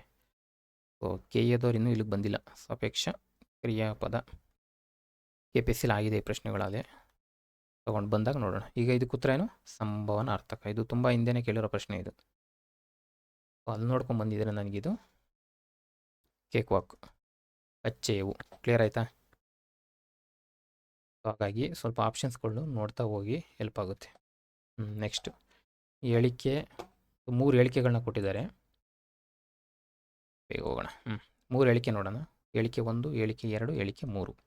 ಹೇಳಿಕೆ 1 ಏನು ಹೇಳ್ತಾ ಇದ್ದಾರೆ? ಇಲ್ಲಿ ಕೇಳಿರೋದೇನು? ಸರಿಯಾದ ಉತ್ತರ ಆರಿಸ್ಬೇಕು ನಾವು. ಫಸ್ಟ್ ಹೇಳಿಕೆ 1 ನೋಡೋಣ. ಒಂದು ಕಾಲದಲ್ಲಿ ನಡೆಯುವ ಕ್ರಿಯೆಯನ್ನು ಬೇರೆ ಕಾಲದ ಕ್ರಿಯಾರೂಪದಿಂದ ಹೇಳುವ ಭಾಷಾ ಪ್ರಯೋಗಕ್ಕೆ ಕಾಲಪಲ್ಲಟ ಎನ್ನುವರು. ಅಂದರೆ ಕಾಲಪಲ್ಲಟ ಏನು ಅಂತ ಡೆಫಿನೇಷನ್ ಕೊಟ್ಟಿದ್ದಾರೆ. ನೆಕ್ಸ್ಟ್ ಹೇಳಿಕೆ 2. ಭವಿಷ್ಯತ್ ಕಾಲದ ಕ್ರಿಯಾಪದಗಳು ವರ್ತಮಾನ ಕಾಲದಲ್ಲಿ ಪ್ರಯೋಗ ಆಗ್ತವೆ. ಸಿಂಪಲ್. ಭವಿಷ್ಯತ್ ಕಾಲದ ಕ್ರಿಯಾಪದಗಳನ್ನ ವರ್ತಮಾನ ಕಾಲದಲ್ಲಿ ಬಳಸ್ತೀವಿ. ನೋಡೋಣ. ಹೇಳಿಕೆ 3. ವರ್ತಮಾನ ಕಾಲದ ಕ್ರಿಯಾಪದಗಳು ಭವಿಷ್ಯತ್ ಕಾಲದಲ್ಲಿ ಪ್ರಯೋಗ ಆಗ್ತವೆ. ವೈಸ್ ವರ್ಷ. ನಾವು ಈಗಾಗಲೇ ನೋಡಿದ್ದೀವಿ ವಿಭಕ್ತಿ ಪಲ್ಲಟ. ಹೌದಾ? ಪ್ರಶ್ನೆ ಕೂಡ ಆಗಿದೆ. ಅದೇ ರೀತಿ ಕಾಲಪಲ್ಲಟ. ಒಂದು ಕಾಲದಲ್ಲಿ ವಿಭಕ್ತಿ ಪಲ್ಲಟ ಅಂದ್ರೆ ಏನು? ಒಂದು ವಿಭಕ್ತಿ ಪ್ರತ್ಯಯದಲ್ಲಿ ನಡೀತದನ್ನ ಇನ್ನೊಂದು ವಿಭಕ್ತಿ ಪ್ರತ್ಯಯ ಕನ್ವರ್ಟ್ ಮಾಡ್ತಕ್ಕಂಥದ್ದು. ಅದೇ ಥರ ಒಂದು ಕಾಲದಲ್ಲಿ ನಡೆಯ ಕ್ರಿಯೆನ ಬೇರೆ ಕಾಲದ ಕ್ರಿಯಾರೂಪದಿಂದ ಹೇಳೋ ಭಾಷಾ ಪ್ರಯೋಗಕ್ಕೆ ಕಾಲಪಲ್ಲಟ ಎನ್ನುವರು. ಕರೆಕ್ಟ್ ಇದೆ. ಭವಿಷ್ಯತ್ ಕಾಲದಲ್ಲಿ ವರ್ತಮಾನ ಕಾಲಕ್ಕೂ ಬಳಸ್ತೀವಿ, ವರ್ತಮಾನದ ಕ್ರಿಯಾಪದಗಳನ್ನ ಭವಿಷ್ಯತ್ ಕಾಲದಲ್ಲೂ ಕೂಡ ಬಳಸ್ತೀವಿ. ಎಕ್ಸಾಂಪಲ್ ತೊಗೋಬೇಕು. ಸುಮ್ಮನೆ ಹಾಗೆ ಹೇಳಿದ್ರೆ ಇದು ಅರ್ಥ ಆಗಲ್ಲ. ಎಕ್ಸಾಂಪಲ್ ತೊಗೊಳ್ಳಿ. ಎಕ್ಸಾಂಪಲು ಒಂದು ವಾಕ್ಯ ಬರೀತೀನಿ ನೋಡಿ. ಅವನು ಒಂದು ಗಂಟೆ ನಂತರ ನನಗೆ ಸಿಗುವನು. ಏನು ಯಾವುದು ಇದ್ರದಿದೆ? ವ ಅಂದರೆ ಭವಿಷ್ಯತ್ ಕಾಲ. ಇನ್ನೊಂದು ಬರೀತೀನಿ ಅದೇ ಸ್ಟೇಟ್ಮೆಂಟು. ಅವನು 1 ಗಂಟೆಯ ಸೇಮ್ ಇದೆ ನಂತರ ನನಗೆ ಸಿಗುತ್ತಾನೆ. ತಪ್ಪಾಗುತ್ತಾ?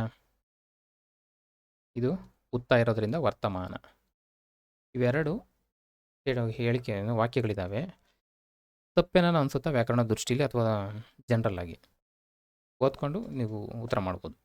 ಅವನು 1 ಗಂಟೆ ನಂತರ ನನಗೆ ಸಿಗುವನು. ಅವನು 1 ಗಂಟೆ ನಂತರ ನನಗೆ ಸಿಗ್ತಾನೆ. ಕರೆಕ್ಟ್ ಇದೆ, ತಪ್ಪೇನಿಲ್ಲ. ಭವಿಷ್ಯತ್ ಕಾಲದಲ್ಲಿರ್ತಕ್ಕಂಥದ್ದನ್ನ ಇಲ್ಲಿದೆ ನೋಡಿ. ಎರಡನೇದು ಭವಿಷ್ಯತ್ ಕಾಲದ ಕ್ರಿಯಾಪದಗಳು ಸಿಗುವನು, ವರ್ತಮಾನ ಕಾಲದಲ್ಲಿ ಸಿಗುತ್ತಾನೆಗೆ ಪ್ರಯೋಗ ಆಗುತ್ತವೆ. ಕರೆಕ್ಟ್ ಇದೆ, ಆಗ್ತಾ ಇದೆಯಲ್ಲ. ಕರೆಕ್ಟ್ ಅಲ್ವಾ? ಅಂದರೆ ಯೂಶಲಿ ಏನಿದು ಕಾನ್ಸೆಪ್ಟ್ ಇಷ್ಟೇ. ಭವಿಷ್ಯತ್ ಕಾಲದ ಕ್ರಿಯೆ ವರ್ತಮಾನ ಕಾಲಕ್ಕೆ ತುಂಬ ಸಮೀಪದಲ್ಲಿದೆ, ಜಸ್ಟ್ 1 hour ಟೈಮ್ ಗ್ಯಾಪು ಇದ್ದಾಗ ನಾವು ಬಳಸ್ತೀವಿ. ಪ್ರಯೋಗ ಅಂದರೆ ಈ ರೀತಿ ಪ್ರಯೋಗ ಚಾಲ್ತಿಲಿದೆ ಅನ್ನೋದು ಕಾನ್ಸೆಪ್ಟು. ಕ್ಲಿಯರ್ ಆಯಿತಾ? ಇದು ಕ್ಲಿಯರ್ ಆಯಿತು. ಇನ್ನೊಂದಕ್ಕೆ ಬನ್ನಿ. ಅವನು ಸ್ಟೇಡಿಯಂ ಒಳಗೆ ಅಥವಾ ಕ್ರೀಡಾಂಗಣದ ಒಳಗೆ ಆಟ ಅಥವಾ ಕ್ರಿಕೆಟು ಆಡುತ್ತಾನೆ. ಉತ್ತ ಯಾವುದಕ್ಕೆ ಬರುತ್ತೆ? ವರ್ತಮಾನ. ಇನ್ನೊಂದು ಬರಿತೀನಿ. ಅವನು ಸೇಮ್ ಕ್ರೀಡಾಂಗಣದ ಒಳಗೆ ಆಟ ಆಡುವನು. ವ ಯಾವುದಿದೆ? ಭವಿಷ್ಯತ್. ಇಲ್ಲಿವರೆಗೂ ಸೇಮ್. ಅವನು ಕ್ರೀಡಾಂಗಣದ ಒಳಗೆ ಆಟ ಆಡುವನು. ತಪ್ಪ ವಾಕ್ಯಗಳನ್ನ ಓದಿ ಇದೇನೋ ತಪ್ಪು ಅನಿಸುತ್ತಾ?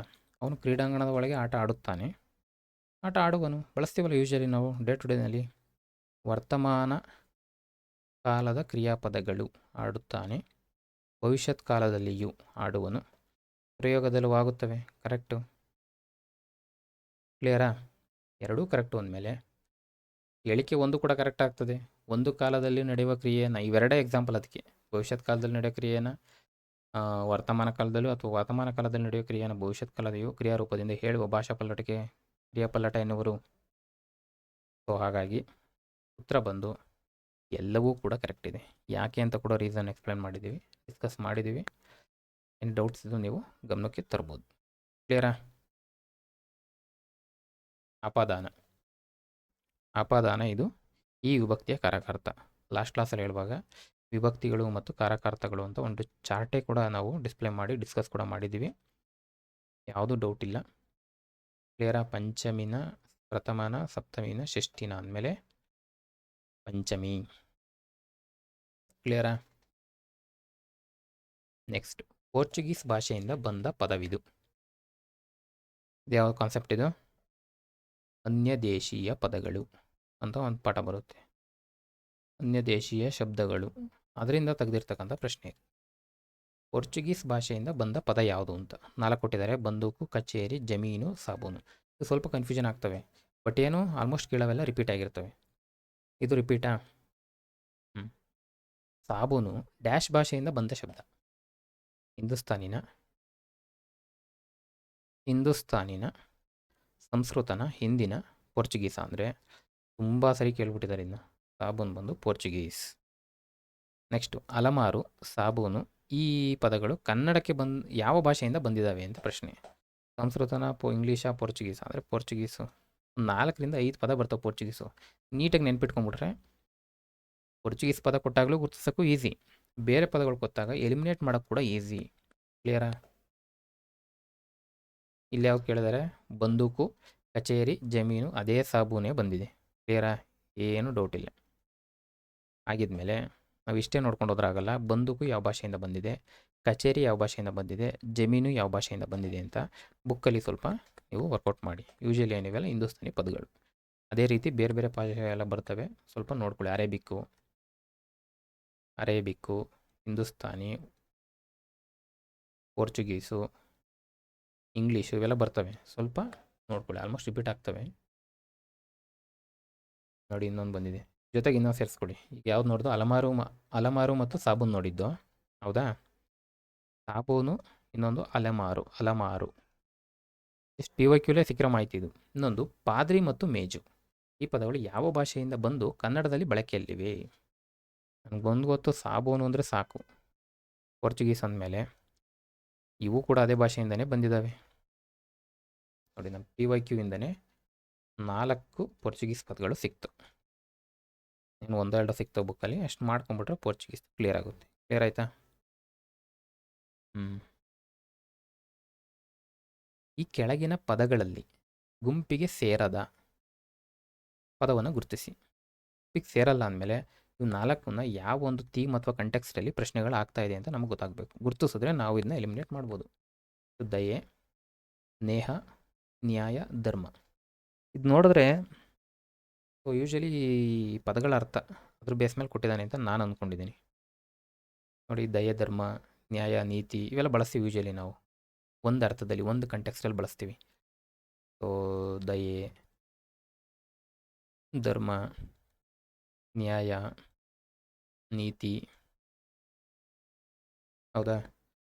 ನೇಹ ಏನಿದು? ನೇಹ ಅಂದರೆ ಗೆಳೆತನ ಅಂತ. ಸ್ನೇಹನೇ ನೇಹ.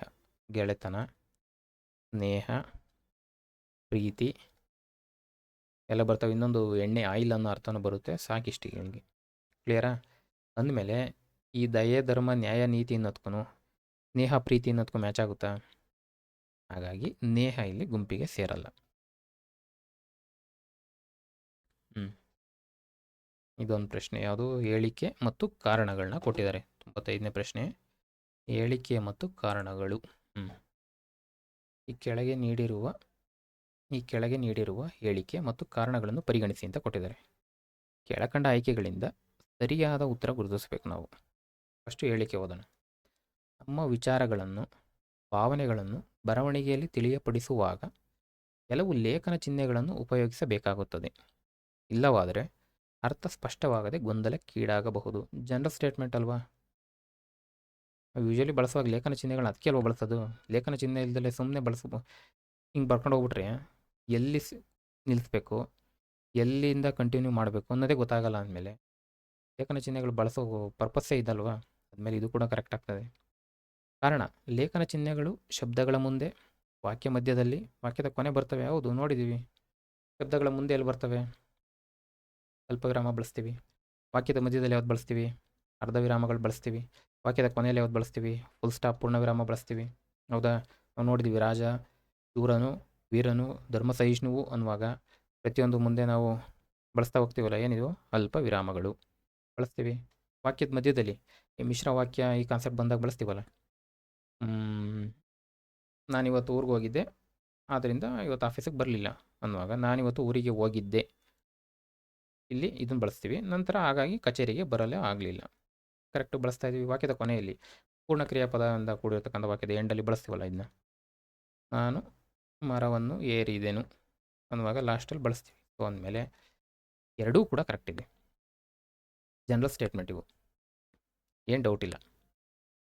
ಯಾವ್ದು ಬರುತ್ತೆ? ಹೇಳಿಕೆ ಕಾರಣ ಎರಡೂ ಸರಿಯಾಗಿದೆ, ತಪ್ಪಲ್ಲ, ಕಾರಣ ಸರಿ ಇದೆ. ಕಾರಣ ತಪ್ಪಲ್ಲ, ಕಾರಣವೂ ತಪ್ಪಲ್ಲ, ಹೇಳಿಕೆ ಕಾರಣ ಎರಡೂ ಸರಿ, ಮತ್ತು ಹೇಳಿಕೆಗೆ ನೀಡಿರುವ ಕಾರಣ ಕೂಡ ಸರಿಯಾಗಿದೆ. ಕರೆಕ್ಟಾ? ಒಂದು KPSCಲಿ ಒಂದು ಪ್ರಶ್ನೆ ಮಾಡಿದ್ದಾರೆ, ಇದನ್ನ ರೀಸೆಂಟ್ ಅದೇ. ಸರ್ಕಾರಿ ಹೆಣ್ಣು ಮಕ್ಕಳ ಪ್ರಶ್ನೆ ತೊಗೊಳೋದು ಮರ್ತೆ, ಹೆಣ್ಣು ಮಕ್ಕಳ ಪ್ರೌಢಶಾಲೆ ಅಂತನೋ ಪಾಠಶಾಲೆ ಅಂತನೋ ತೊಗೊಂಡಿದ್ದಾರೆ ಇದನ್ನ, ಪ್ರೌಢಶಾಲೆ. ಏನು ಮಾಡಿದ್ದಾರೆ, ಸ್ವಲ್ಪ ಗ್ಯಾಪ್ಗಳು ಇಲ್ಲಿ ಡಿಸ್ಟೆನ್ಸ್ ಕೊಟ್ಬಿಟ್ಟು ಯಾವುದು ವಾಕ್ಯ ಸರಿ ರೂಪ ಅಂತ ಕೇಳಿದ್ದಾರೆ ಇಲ್ಲಿ. ಹಾಗಾಗಿ ಇಲ್ಲವಾದರೆ ಅರ್ಥ ಸ್ಪಷ್ಟತೆ ಗೊಂದಲ ಎಲ್ಲಾಗುತ್ತೆ ನೋಡಿ. ಇಲ್ಲಿಗೆ ಸರ್ಕಾರಿ ಇಲ್ಲೇನೋ ಫುಲ್ ಸ್ಟಾಪ್ ಇಟ್ಟರೆ ನೀವು ಒಂದು ಅರ್ಥ ಬರುತ್ತೆ. ಇದು ವಾಕ್ಯ ಮಾಡ್ಕೊಳ್ಳಿ, ಇದು ಸರ್ಕಾರಿ ಹೆಣ್ಣು ಮಕ್ಕಳ ಪ್ರೌಢಶಾಲೆ ಓದುವಾಗ ನೋಡಿ, ಅದಕ್ಕೋಸ್ಕರನೇ ನಾವು ಲೇಖನ ಚಿಹ್ನೆಗಳನ್ನ ಬಳಸೋದು. ಲೇಖನ ಚಿಹ್ನೆ ಬಳಸಿಲ್ಲ ಅಂದರೆ ಸರ್ಕಾರಿ ಹೆಣ್ಣು ಮಕ್ಕಳ ಪ್ರೌಢಶಾಲೆ ಅಂತ ಕಂಟಿನ್ಯೂಸ್ ಆಗಿ ಓದ್ಬಿಡ್ತೀವಿ. ಲೇಖನ ಚಿಹ್ನೆ ಬಳಸಿದಾಗ ಅಲ್ಲಿ ನಾವು ಸ್ವಲ್ಪ ಪಾಸ್ ಮಾಡ್ತೀವಿ. ಅಥವಾ ಇದು ಸರ್ಕಾರಿ ಹೆಣ್ಣು ಮಕ್ಕಳ ಪ್ರೌಢಶಾಲೆ ಒಂದು. ಇನ್ನೊಂದು ಸ್ಟೇಟ್ಮೆಂಟು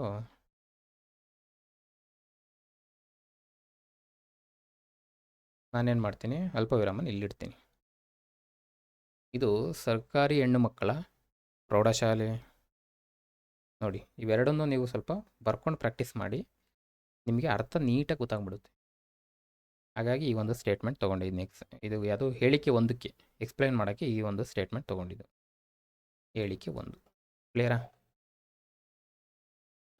ಇದು ಯಾವುದಿದು? ಸಾಹಿತ್ಯ ಚರಿತ್ರೆ. ಸಾಹಿತ್ಯ ಚರಿತ್ರೆ ಇತ್ತೀಚೆಗೆ ಕ್ವಶನ್ಗಳು ತುಂಬ ಕಮ್ಮಿ ಆಗ್ತಾಯಿದೆ. ನೀವು 300 ಟು ಓಕೆ ಅಪ್ ಟು ಒಂದು 400ವರೆಗೂ ಕ್ವಶನ್ ಪೇಪರ್ ಸೀರೀಸ್ ಕೋಡು 400ವರೆಗೂ ಸಾಹಿತ್ಯ ಚರಿತ್ರೆ ತುಂಬ ಪ್ರಶ್ನೆಗಳಾಗ್ತಾಯಿದ್ದವು. ಗ್ರೂಪ್ ಸಿಲಿ ಪೇಪರ್ ಕೂಡ ತುಂಬ ಟಫ್ ಇರ್ತಿತ್ತು. ವ್ಯಾಕರಣ ತುಂಬ ಕಮ್ಮಿ, ಸಾಹಿತ್ಯ ಚರಿತ್ರೆ ತುಂಬ ಪ್ರಶ್ನೆಗಳು ಜಾಸ್ತಿ. ಬಟ್ ಇತ್ತೀಚೆಗೆ ಏನಾಗಿದೆ, ಉಲ್ಟಾಗಿದೆ. ವ್ಯಾಕರಣ ಜಾಸ್ತಿ ಆಗ್ತಾಯಿದೆ, ಸಾಹಿತ್ಯ ಚರಿತ್ರೆ ಕಮ್ಮಿ ಆಗ್ತಾಯಿದೆ. ಈ ಕೆಳಗೆ ನೀಡಿರುವ ಕವನ ಸಂಕಲನಗಳಲ್ಲಿ ಗುಂಪಿಗೆ ಸೇರದ್ದನ್ನು ಗುರುತಿಸಿ. ಇಲ್ಲಿ ನಮಗೆ 2 ಪಾಯಿಂಟ್ ಸಿಕ್ತು.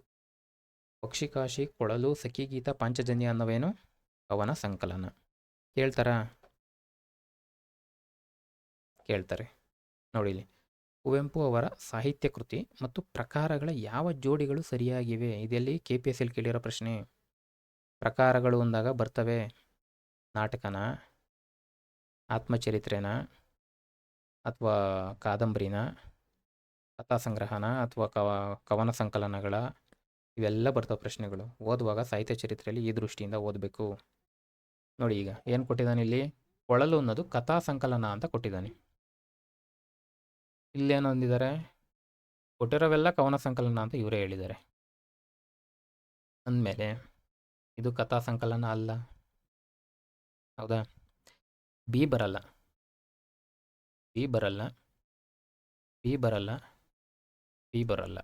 ಸಾಕು. ಅದು ಒಂದಿದ್ರು ಸಾಕು, ನನಗೆ ಉತ್ತರ ಮಾಡ್ತೀನಿ. A ಮತ್ತು C ಕರೆಕ್ಟ್. ಯಾವುದು A? ಮಲೆಗಳಲ್ಲಿ ಮದುಮಗಳು ಕಾದಂಬರಿ ಕರೆಕ್ಟು, ಶೂದ್ರ ತಪಸ್ವಿ ನಾಟಕ ಕರೆಕ್ಟು. ಕ್ಲಿಯರ್? ಹಾಗಾಗಿ PYQಗಳು ಭಾಳಷ್ಟು ಇಂಪಾರ್ಟೆಂಟು. ಈಗ ನಮ್ಮ ಪ್ರಶ್ನೆಗೆ ಬರೋಣ. ಕ್ಲಿಯರ್ ಆಯ್ತು? ಈಗ ಇವೆಲ್ಲ ಕವನ ಸಂಕಲನ ಅನ್ನೋದು ಒಂದು ಗೊತ್ತು. ನೆಕ್ಸ್ಟ್, ಪಕ್ಷಿಕಾಶಿ ಯಾರ್ದು?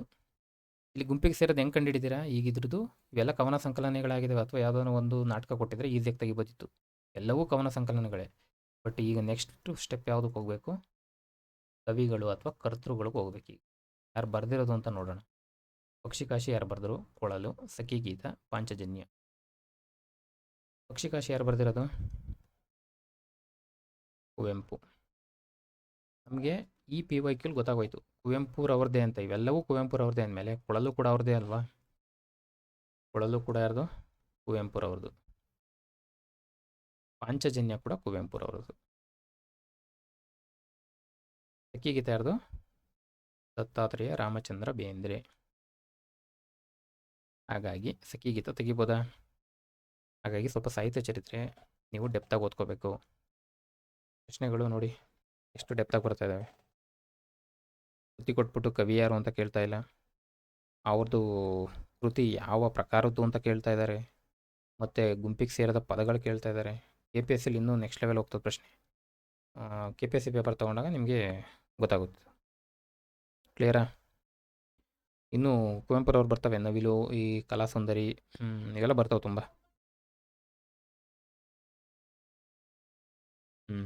ನೆಕ್ಸ್ಟ್ 97ನೇದು, ಇದು ಯಾವುದ್ರ ಮೇಲೆ ಕೇಳಿದ್ದಾರೆ? ಪತ್ರಗಳು. ಪತ್ರಗಳ ಮೇಲೆ ಪ್ರಶ್ನೆ ಆಗ್ತಾ ಇದೆ ಇತ್ತೀಚೆಗೆ. ಕೆಳಗಿನವುಗಳನ್ನು ಪತ್ರ ವ್ಯವಹಾರಕ್ಕೆ ಸಂಬಂಧಿಸಿದಂತೆ ಹೊಂದಿಸಿ ಬರೆಯಿರಿ.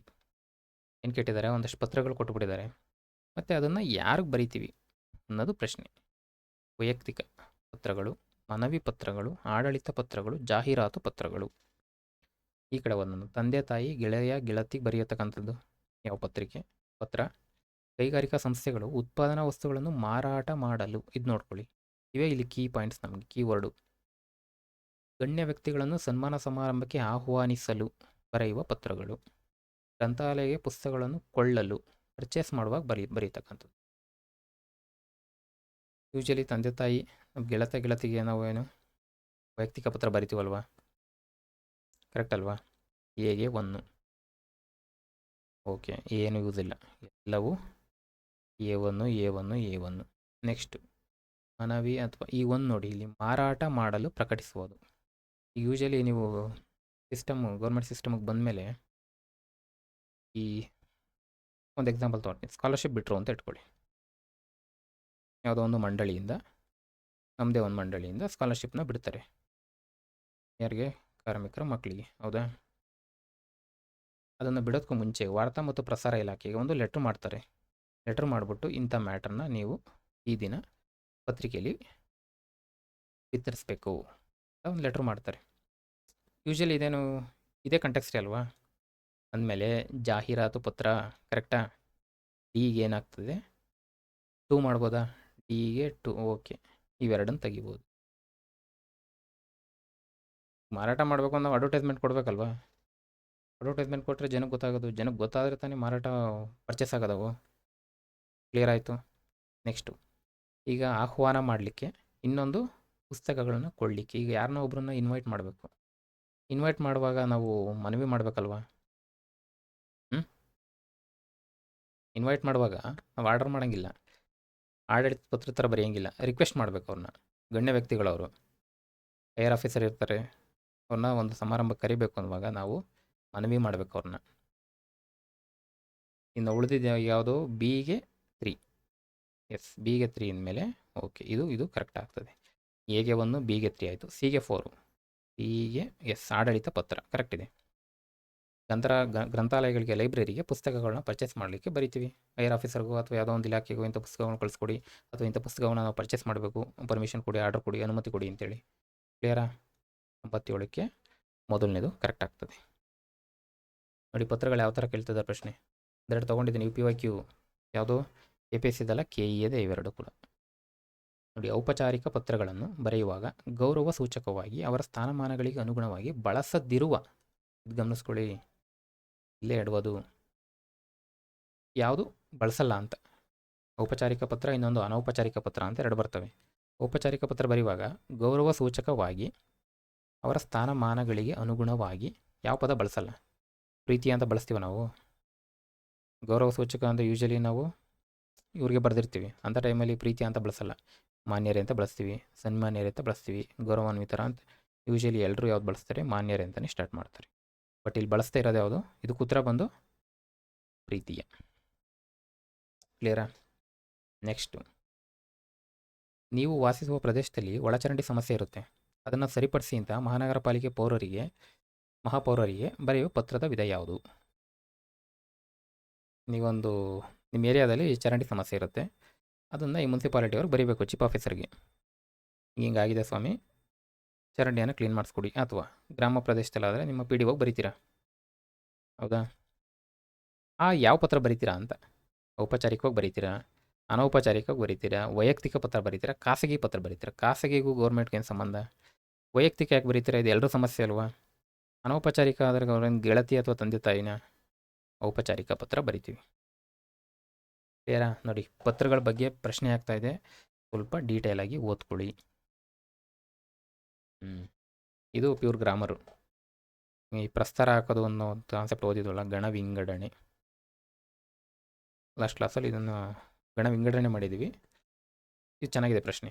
ಗುರುಗಳಾಗುವ ಅಕ್ಷರಗಳನ್ನು ಈ ಕೆಳಗೆ ನೀಡಿದೆ. ಇವುಗಳಲ್ಲಿ ಎಷ್ಟು ಸರಿಯಾಗಿದೆ? ಇದು ಪ್ರಶ್ನೆ. ಒಂದು ಗಣ ವಿಂಗಡಣೆ ಅಥವಾ ಪ್ರಸ್ತಾರ ಹಾಕುವುದು ಅಂತ ಕರಿತೀವಿ, ಹೌದಾ? ಪ್ರಸ್ತಾರ ಹಾಕೋದೇನು? ಒಂದು ಲಘುನ ಅಥವಾ ಗುರುನ ಅಂತ ಪ್ರಸ್ತಾರ ಹಾಕ್ತೀವಿ. ಲಘು ಯಾವಾಗ ಹಾಕ್ತೀವಿ, ಗುರು ಯಾವಾಗ ಹಾಕ್ತೀವಿ ಅನ್ನೋದಷ್ಟೇ ಪ್ರಶ್ನೆ. ಅದು ಗೊತ್ತಿದ್ರೆ ನಾವು ಉತ್ತರ ಮಾಡ್ತೀವಿ, ಹೌದಾ? ಇಲ್ಲಿ ಕೇಳಿರೋದು ಈ ಗುರು ಯಾವಾಗ ಆಗ್ತದೆ ಅನ್ನೋದು ಅಷ್ಟೇ ಪ್ರಶ್ನೆ ಇಲ್ಲಿ ಕೇಳಿದ್ದಾರೆ. ಇದು ಡೈರೆಕ್ಟ್ ಬುಕ್ಕಿಂದ ತೆಗೆದಿರೋ ಪ್ರಶ್ನೆನೇ. ಈಸಿ ಒಂದು ಮಾಡ್ಬೋದು. ಫಸ್ಟ್ ಓದೋಣ. ದೀರ್ಘಸ್ವರ, ದೀರ್ಘಸ್ವರದಿಂದ ಕೂಡಿದ ಗುಣಿತಾಕ್ಷರ ಹಾಕ್ತೀವಿ, ಕರೆಕ್ಟ್ ಇದೆ. ಅನುಸ್ವರ ವಿಸರ್ಗದಿಂದ ಕೂಡಿದರೆ ಹೌದು, ಅದಕ್ಕೂ ಹಾಕ್ತೀವಿ. ಒತ್ತಕ್ಷರದ ಹಿಂದಿನ ಅಕ್ಷರ, ಎಸ್, ಇದಕ್ಕೂ ಹಾಕ್ತೀವಿ. ವ್ಯಂಜನಾಕ್ಷರಕ್ಕೆ ಹಾಕಲ್ಲ, ವ್ಯಂಜನಾಕ್ಷರದಿಂದ ಕೂಡಿದ ಹಿಂದಿನ ಇದಕ್ಕೂ ಹಾಕ್ತೀವಿ. ಇದು ತಪ್ಪಿದೆ. ಇದು ವ್ಯಂಜನಾಕ್ಷರ ಅಂದ್ರೇನು? ಈಗ ಅಂತ ಬರುತ್ತೆ, ಇದಕ್ಕೆ ನೀವು ಪ್ರಸ್ತಾರ ಹಾಕ್ತೀರಾ, ಹಾಕಕ್ಕೆ ಬರಲ್ಲ, ಹಾಗಾಗಿ ಇದು ತಪ್ಪಾಗ್ತದೆ. ನೆಕ್ಸ್ಟು ಷಟ್ಪದಿಯ 3ನೇ ಮತ್ತು 6ನೇ ಪಾದದ ಕಡೆಯ ಅಕ್ಷರಕ್ಕೆ ಹಾಕ್ತೀವಿ. ಅಂದಮೇಲೆ ಇದು ತಪ್ಪು, ವ್ಯಂಜನಾಕ್ಷರಕ್ಕಲ್ಲ. ಇದಕ್ಕೆ ಯಾವುದೇ ರೀತಿ ನಾವು ಪ್ರಸ್ತಾರ ಹಾಕಕ್ಕೆ ಬರಲ್ಲ. ಇದಕ್ಕೆ ಕ್ಲಿಯರಾ? ಅಂದಮೇಲೆ A correct, B, C, E, D ತಪ್ಪು. ಅಂದಮೇಲೆ 1 ಅಲ್ಲ 2 ಅಲ್ಲ 3 ಅಲ್ಲ 4 ಕರೆಕ್ಟು. ಇಲ್ಲಿರೋದು ಗುರು ಆಗ್ತಕ್ಕಂಥವು 5 ಪ್ರಸಂಗಗಳಿದ್ದಾವೆ. ಅವನ್ನು ಇಲ್ಲಿ ನೀಟಾಗಿ ಕೊಟ್ಟಿದ್ದಾನೆ, ಬಟ್ ಇಲ್ಲ ಸ್ವಲ್ಪ ಆಲ್ಟ್ರ್ ಮಾಡಿದ್ದಾನೆ ಅಷ್ಟೇ. ಇದೆಲ್ಲ ಕರೆಕ್ಟ್ ಇದೆ, ನೋಡ್ಕೊಳ್ಳಿ ಇದೊಂದು. ಕ್ಲಿಯರಾ? ಈಗ ನಿಲ್ ಅಂತ ತಗೋತೀವಿ, ಇಲ್ಲಿ ಲಾಗ್ ಹಾಕಕ್ಕೆ ಬರಲ್ಲ, ಇವೆರಡನ್ನೂ ಸೇರ್ಸಿ ಹಾಕ್ತೀವಿ ಇಲ್ಲಿ ಗುರು ಅಂತ. ಇದು ಕಾನ್ಸೆಪ್ಟ್ ಇಲ್ಲಿ. ಎಲ್ಲಿ? ಹೀಗೆ ವ್ಯಂಜನಾಕ್ಷರದ ಹಿಂದಿನ ಅಕ್ಷರ ಅಂತ ತಗೋಬೋದು ಇದನ್ನ. ಕ್ಲಿಯರಾ? ಎಸ್, ಕ್ಲಿಯರ್ ಆಯಿತು ಅಂದ್ಕೊತೀನಿ.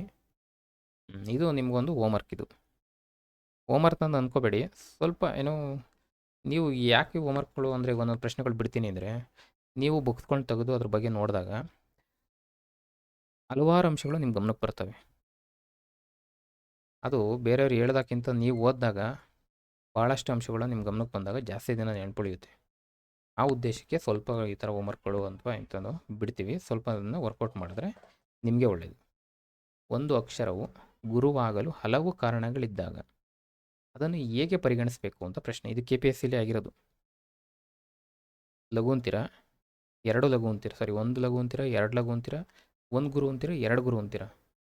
ಈಸಿ ಇದೆ, ಇದೆ. ನೀವು ಅದನ್ನು ಸ್ವಲ್ಪ ಅದ್ರ ಬಗ್ಗೆ ಔಟ್ ಮಾಡಿ. ಕ್ಲಿಯರಾ? ಇದು ಗ್ರಾಂಥಿಕ ರೂಪ.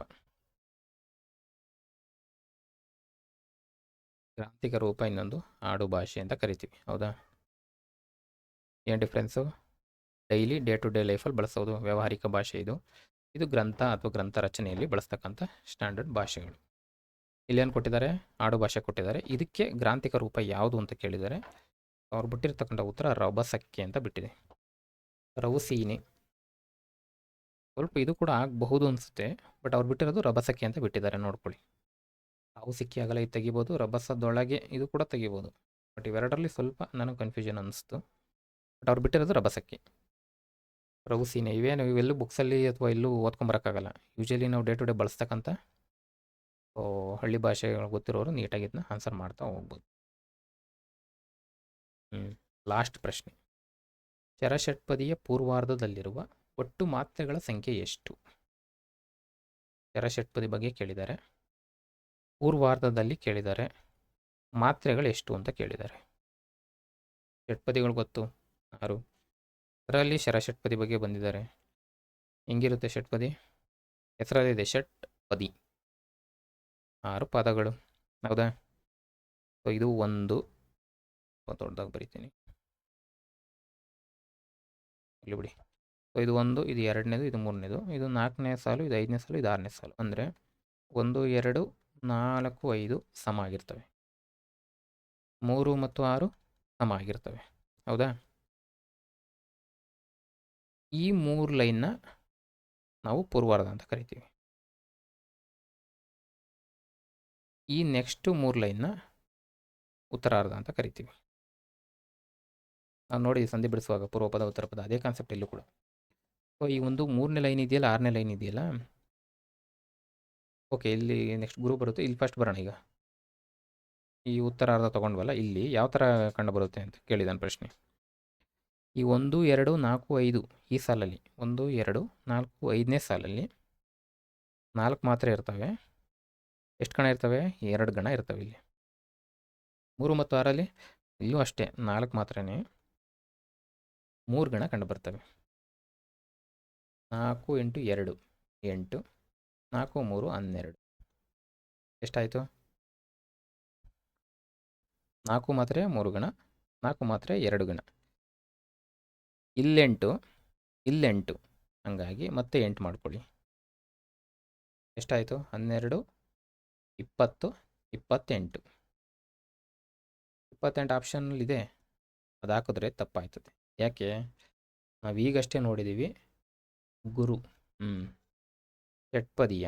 ಯಾವುದೇ ಷಟ್ಪದಿ ತಗೊಳ್ಳಿ, 3ನೇ ಮತ್ತು 6ನೇ ಪಾದದ ಕಡೆಯ ಅಕ್ಷರ ಗುರು ಆಗಬೇಕು.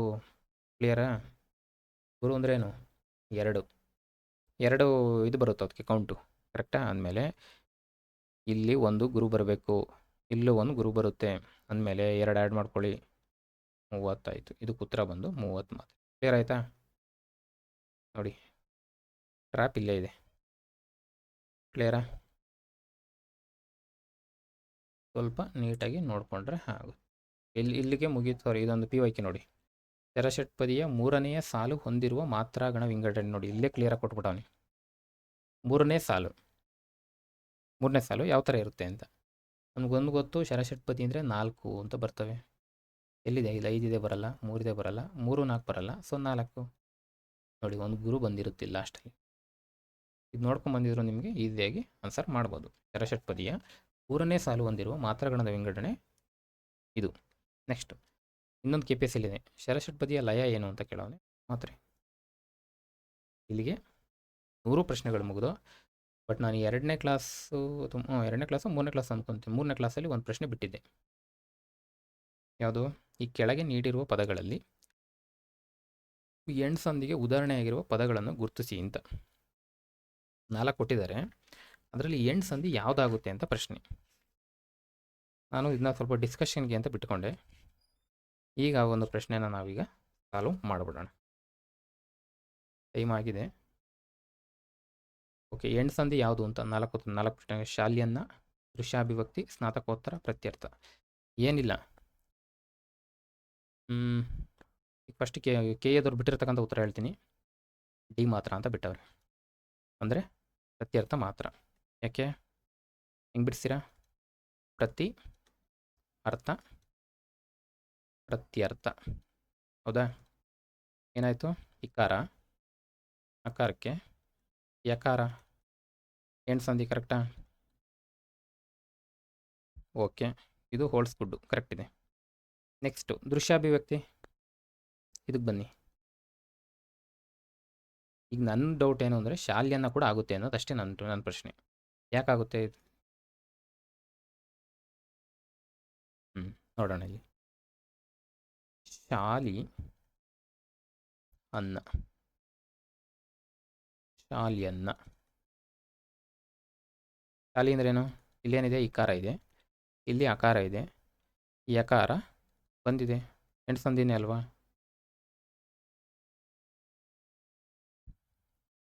ಅದು ಕೂಡ ಇದೆ, ಎ ಮತ್ತು ಡಿ, ಅದು ಕೂಡ ಆಪ್ಷನ್ ಕೊಟ್ಟಿದ್ದಾರೆ. ಇದು ನನ್ನ ಪರ್ಸ್ನಲ್ ಒಪಿನಿಯನು ಮತ್ತು ನನ್ನ ಆಪ್ಷನ್ ಇದು. ನಾನು ಎಕ್ಸಾಮಲ್ಲಿದ್ದರೆ AD ಆಗ್ತಾಯಿದ್ದೆ. ಅವ್ರು ಕೆ ಆನ್ಸರ್ ಬಿಟ್ಟಿಲ್ಲ ಅಂದಮೇಲೆ ಅಬ್ಜೆಕ್ಷನ್ ಕೂಡ ಫೈಲ್ ಮಾಡ್ತಿದ್ದೆ. ಬಟ್ ಅವರು ಡಿ ಹಾಕಿದ್ದಾರೆ, ಅಬ್ಜೆಕ್ಷನ್ ಹಾಕಿಲ್ವೋ ಏನೋ ಇದ್ರ ಬಗ್ಗೆ ಮಾಹಿತಿ ಇಲ್ಲ. ಶಾಲಿ ಏನು ಈಗ ಶಾಲ್ಯ ಅಂತ ಬಿಡಿಸ್ತೀರಾ? ಶಾಲ್ಯ ಅಂತ ಪದನೇ ಇಲ್ಲ. ಆಯ್ತು, ಇದೇನೋ ಬೇರೆ ಏನೋದಕ್ಕೆ ಕವರ್ಣ ದೀರ್ಘ ಸಂಧಿಗೆ ಸೇರ್ಸೋಣ ಅಂದರೆ ಅದಕ್ಕೆ ಶಾಲ್ಯ ಅನ್ನೋ ಪದನೇ ಇಲ್ಲ. ಆಯಿತು, ಬಂದಮೇಲೆ ಅಕಾರ ಆಗಿ ದೀರ್ಘ ಆಗಬೇಕಾಯ್ತು, ಅದು ಆಗಿಲ್ಲ. ಇಲ್ಲಿ ಅಲ್ಪನೇ ಇದೆ.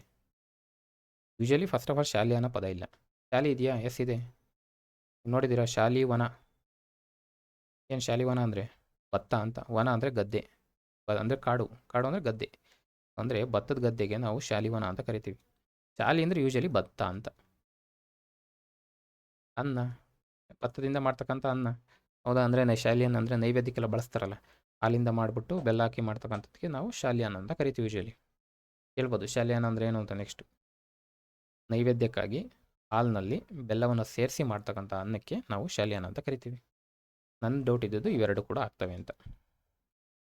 ದೃಶ್ಯಾಭಿವ್ಯಕ್ತಿ ಆಗಲ್ಲ, ಯಾಕಂದರೆ ದೃಶ್ಯ ಪ್ಲಸ್ ಅಭಿವ್ಯಕ್ತಿ ಸವರ್ಣ ಆಗ್ತದೆ. ಸ್ನಾತಕೋತ್ತರ ಆಕಾರಕ್ಕೆ ಉಕಾರ ಬಂದು ಓಕಾರ ಆಗ್ತಾ ಇದೆ, ಹಾಗಾಗಿ ಇದು ಕೂಡ ಆಗಲ್ಲ, ಏನು ಡೌಟ್ ಇಲ್ಲ ಇವೆರಡರಲ್ಲಿ. ಸೊ ನಿಮ್ಮ ಒಪಿನಿಯನ್ ತಿಳಿಸಿ. ಇಲ್ಲ ಶಾಲ್ಯಾನ ಆಗಲ್ಲ ಅನ್ನೋದಕ್ಕೆ ಅಂದರೆ ರೀಸನ್ ಕೊಡಿ. ಕರೆಕ್ಟ್ ಅಂದರೆ ಒಪ್ಕೊಳ್ಳೋಣ. ಕ್ಲಿಯರ್ ಆಯಿತಾ? ಸೊ ಈಗ ಇದು ಕ್ಲಾಸ್ ಇಷ್ಟ ಆಯಿತು. ಒಟ್ಟು ಈಗ ಎಷ್ಟು 100 ಪ್ರಶ್ನೆಗಳನ್ನ ಸಾಲ್ವ್ ಮಾಡಿದ್ದೀವಿ. 5 ಕ್ಲಾಸಲ್ಲಿ ಮಾಡಿದ್ದೀವಿ. ನಿಮ್ಗೇನಾದರೂ ಕಂಟೆಂಟು ಅಥವಾ ಕ್ಲಾಸ್ ಯೂಸ್ ಆಯಿತು ಅಂದರೆ ಲೈಕ್ ಮಾಡಿ, ಶೇರ್ ಮಾಡಿ, ಮತ್ತು ಯಾರಾದರೂ ಸಬ್ಸ್ಕ್ರೈಬ್ ಕೂಡ ಮಾಡ್ಬೋದು. ಒಟ್ಟಾರೆ ನೋಡಿದ್ರೆ ಬಂದರೆ ಈ ಒಂದು ಪ್ರಶ್ನೆ ಪತ್ರಿಕೆಯಲ್ಲಿ ಎಷ್ಟು ಪ್ರಶ್ನೆಗಳಾಗಿದೆ ಅಂದರೆ ಯೂಶಲಿ ಎಲ್ಲ ಟಾಪಿಕ್ಕು ಟಚ್ ಮಾಡಿದ್ದಾರೆ. ನನಗೆ ನೋಡಿದ ಪ್ರಕಾರ ಜಾಸ್ತಿ ಪ್ರಶ್ನೆಗಳು ಬಂದಿದ್ದೆ ಸಂಧಿ ಮೇಲೆ. ಎಷ್ಟು ಪ್ರಶ್ನೆ ಬಂದಿದೆ? 13 ಪ್ರಶ್ನೆಗಳು ಸಂಧಿ ಮೇಲೆ ಕೇಳಿದ್ದಾರೆ. ಕ್ಲಿಯರಾ? ನೆಕ್ಸ್ಟು ಪದಗಳ ಅರ್ಥ ಅಥವಾ ಸಮಾನಾರ್ಥಕ ಪದಗಳ ಅರ್ಥ. ಸೊ ಇದ್ರ ಮೇಲೆ ಒಂದು 8 ಪ್ರಶ್ನೆಗಳು ನನಗೆ ಗೊತ್ತಾಗಿರೋದು ಕಂಡು ಬಂದಿದ್ದಾವೆ. ನೆಕ್ಸ್ಟು ಸಮಾಸದ ಒಂದು 7 ಪ್ರಶ್ನೆ ಬಂದಿದ್ದಾವೆ. ಕ್ಲಿಯರಾ? ನೆಕ್ಸ್ಟು ಈ ನಾಮಪದದ ರಿಲೇಟೆಡ್ಡು ಗುಣವಾಚಕ ಇವೆಲ್ಲ ಸೇರಿಸ್ಕೊಂಡಿದ್ದೀನಿ ಇದಕ್ಕೆ. ಅದೇ ಟಾಪಿಕಲ್ಲೇ ಬರ್ತಾವಲ್ಲ, ಹಾಗಾಗಿ ಇದೊಂದು 6 ಪ್ರಶ್ನೆ ಬಂದಿದೆ. ವಿಭಕ್ತಿ ಇದ್ರ ಮೇಲೆ ಒಂದು 4 ಪ್ರಶ್ನೆ ಬಂದಿದೆ. ನೆಕ್ಸ್ಟು ತದ್ದಿತ ಮತ್ತು ಕೃದಂತ ಎವರ್ಗ್ರೀನ್ ಟಾಪಿಕ್ಸು, ಇದ್ರ ಮೇಲೂ ಕೂಡ ಒಂದು 4 ಪ್ರಶ್ನೆಗಳಾಗಿದ್ದಾವೆ. ಕ್ರಿಯಾಪದದ ಮೇಲೆ ಒಂದು 4 ಆಗಿದೆ. ಆಲ್ಮೋಸ್ಟ್ ಎಲ್ಲ ಟಾಪಿಕ್ನು ಟಚ್ ಮಾಡಿದ್ದಾರೆ. ಲೇಖನ ಚಿಹ್ನೆ ಮೇಲೆ ಬಂದಿದೆ ಒಂದು 3 ಪ್ರಶ್ನೆ. ಪತ್ರ ವ್ಯವಹಾರದ ಮೇಲೆ 2 ಪ್ರಶ್ನೆ ನೋಡಿದ್ದೀವಿ. ವರ್ಣಮಾಲೆ ಮೇಲೆ 5 ಪ್ರಶ್ನೆ ಆಗಿದೆ, ಗಮನಿಸಿ. ಕ್ಲಿಯರಾ? ನೆಕ್ಸ್ಟ್ ವಿಭಕ್ತಿ ಕೂಡ ಭಾಳ 4 ಪ್ರಶ್ನೆ, ಇದ್ರ ಮೇಲೆ ಕೂಡ 4 ಪ್ರಶ್ನೆ ಆಗಿದೆ. ಸರ್ವನಾಮ ಇದು ಗ್ರಾಂಥಿಕ ರೂಪ 2ನೇ ಪ್ರಶ್ನೆ ಆಗಿದೆ ನೋಡಿ. ಗ್ರಾಂಥಿಕ ರೂಪದಲ್ಲಿ ಯೂಶಲಿ ಒಂದು ಪದ ಕೊಡೋರು, ಇದರಲ್ಲಿ 2 ಪ್ರಶ್ನೆ ಕೊಟ್ಟಿದ್ದಾರೆ ಗ್ರಾಂಥಿಕ ರೂಪ. ನೀವು ಫಸ್ಟ್ ಕ್ಲಾಸಲ್ಲಿ ಹೋಗಿ ಅಲ್ಲೊಂದು ಪ್ರಶ್ನೆ ಆಗಿದೆ. ನೆಕ್ಸ್ಟ್ ಗಾದೆ, ಇದು ನನಗೆ ಸ್ವಲ್ಪ ಇಂಟ್ರೆಸ್ಟಿಂಗ್ ಅನಿಸಿದ್ದು. ಯೂಶಲಿ ಒಂದು ಗಾದೆ ಕೊಡೋರು KPSCಲಿ, ಬಟ್ ಇವರು 3 ಪ್ರಶ್ನೆ ಕೊಟ್ಟಿದ್ದಾರೆ. ಅದರಲ್ಲೂ ಒಂದು ಪ್ರಶ್ನೆ ಹೊಂದಿಸಿ ಬರೆಯಿರಿ 4. ಸೊ 3 ಗಾದೆಗಳ ಮೇಲೆ ಪ್ರಶ್ನೆ ಆಗಿದೆ. ಇನ್ನು GK ಅಂತ ಬಂದರೆ ಅಂದರೆ ಸ್ಟ್ಯಾಟಿಕ್ ಸಿಲೆಬಸ್, ಅದ್ರ ಮೇಲೆ ಒಂದು 3 ಪ್ರಶ್ನೆ ಆಗಿದೆ. ಗೋಕಾಕ್ ಚಳವಳಿ ಮತ್ತು ಈ ಮಂಗಳೂರು ಸಮಾಚಾರ, ಈ ಥರದ ಪ್ರಶ್ನೆಗಳು. ಈ ಮೈಸೂರು ವಿವಿ ಇವೆಲ್ಲ ಒಂದು ಸ್ವಲ್ಪ GK ಅಂತ ತೊಗೊಂಡು ಇವೊಂದು 3 ಪ್ರಶ್ನೆ ಮಾಡಿದ್ದಾರೆ. ಅದರಲ್ಲಿ ದುರುಕ್ತಿ ಒಂದಾಗಿದೆ, ಮತ್ತು ತತ್ಸಮ ತದ್ಭವ ಇವೊಂದು 3 ಪ್ರಶ್ನೆ ಇದ್ರ ಮೇಲೆ ಕೇಳಿದ್ದಾರೆ. ಕ್ಲಿಯರಾ? ಮತ್ತು ಕನ್ನಡ ಇಂಗ್ಲೀಷ್ ಅಂಕಿಗಳು, ಇದು ಇಂಪಾರ್ಟೆಂಟು. ಕನ್ನಡ ಟು ಇಂಗ್ಲೀಷ್ ಅಂಕಿ, ಇದು 2 ಪ್ರಶ್ನೆ. ಯೂಶಲಿ ಒಂದು ಕನ್ನಡದಲ್ಲಿ ಕೊಟ್ಟು ಇಂಗ್ಲೀಷ್ ಕೊಡ್ತಾರೆ, ಒಂದು ಇಂಗ್ಲೀಷಿಂದ ಕನ್ನಡಕ್ಕೆ ಕೇಳ್ತಾರೆ. ಇವು 2 ಪ್ರಶ್ನೆ ಆಗಿದೆ. ಸೊ ನಿಮಗೆ ಈ ಥರದೊಂದು ಚಾರ್ಟ್ನ ಮಾಡ್ಕೊಳ್ಳಿ, ನಿಮ್ಗೆ ಗೊತ್ತಾಗುತ್ತೆ. ಈಗ ಶನಿವಾರ ನಡೆಯುತ್ತೆ ಮತ್ತೊಂದು ಕನ್ನಡ ಕಡ್ಡಾಯ ಕನ್ನಡ, ಅದಕ್ಕೆ ಹೋಗ್ತಕ್ಕಂಥವ್ರು ಸ್ವಲ್ಪ ಇದ್ರ ಮೇಲೆ ವರ್ಕೌಟ್ ಮಾಡ್ಕೊಂಡು ಹೋಗಿ. ಸೊ ಕ್ವಾಲಿಫೈಯಿಂಗ್ ಪೇಪರ್ ಆಗಿರೋದ್ರಿಂದ ಓಕೆ, ಬಟ್ ನೀವು ಅದೇ ಈಗ ಗ್ರೂಪ್ C ಸಿಲೆಬಸ್ಸು ಎಲ್ಲ ಕೂಡ ಚೇಂಜ್ ಆಗ್ತಿದೆ, ಮತ್ತು ಇದ್ರ ರಿಲೇಟೆಡ್ ಬರ್ತಾ ಇರೋದ್ರಿಂದ ಕನ್ನಡ ಇದಾಗ್ತದೆ. ಬಟ್ ಅದೇ ಥರ ಇಂಗ್ಲೀಷು ಓದ್ಕೊಳ್ಳಿ, ಮತ್ತು ಕಂಪ್ಯೂಟ್ರ್ ಕೂಡ ಚೆನ್ನಾಗಿ ಪ್ರಿಪೇರ್ ಆಗಿ. ಪೇಪರ್ 2ನಲ್ಲಿ ಸ್ಕೋರ್ ಆದರೆ ಲಿಸ್ಟಲ್ಲಿ ಇರ್ತೀರ. ಪೇಪರ್ 1ನಲ್ಲಿ ಸ್ವಲ್ಪ ಟಫೇ ಎಲ್ರಿಗೂ ಮಾಡಿಕೊಂಡ್ರು ಕೂಡ ಇದರಲ್ಲಿ ನೀವು ಪುಷ್ ಮಾಡಬೇಕು. ಪೇಪರ್ 2ನೇ ಸ್ಕೋರಿಂಗ್ ಸಬ್ಜೆಕ್ಟು, ಹಾಗಾಗಿ ಸ್ವಲ್ಪ ನೀಟಾಗಿ ಓದ್ಕೊಳ್ಳಿ. ಸೊ ಏನೇ ಡೌಟ್ಸ್ ಇದ್ದರೂ ಕಮೆಂಟ್ ಬಾಕ್ಸಲ್ಲಿ ತಿಳಿಸಿ. ನನ್ನ ತಪ್ಪುಗಳನ್ನ ಮೊದಲು ನನ್ನ ಗಮನಕ್ಕೆ ತೊಗೊಂಬನ್ನಿ, ಯಾಕಂದರೆ ತಿದ್ಕೊಳ್ಳೋದು ನಾನು. ಕ್ಲಿಯರಾ? ಸೊ ಇಷ್ಟು ಹೇಳ್ತಾ, ಕ್ಲಾಸ್ ಇಷ್ಟ ಆದರೆ ನೀವು ಬೇರೆಯವ್ರು ಕೂಡ ರೆಫರ್ ಮಾಡ್ಬೋದು, ಲೈಕ್ ಮಾಡ್ಬೋದು, ಶೇರ್ ಕೂಡ ಮಾಡ್ಬೋದು. ಕ್ಲಿಯರಾ? ಇಷ್ಟು ಹೇಳ್ತಾ ಕ್ಲಾಸ್ ಕ್ಲೋಸ್ ಮಾಡ್ತೀನಿ. ಏನೇ ಡೌಟ್ಸ್ ಇದ್ದರೂ ಗಮನಕ್ಕೆ ತೊಗೊಂಬನ್ನಿ. ಟೆಲಿಗ್ರಾಮ್ ಚಾನಲ್ ಕೂಡ ಇದೆ, ಸೊ ಇಂಟ್ರೆಸ್ಟ್ ಇದ್ದವರು ಜಾಯಿನ್ ಆಗ್ಬೋದು. Okay, thank you.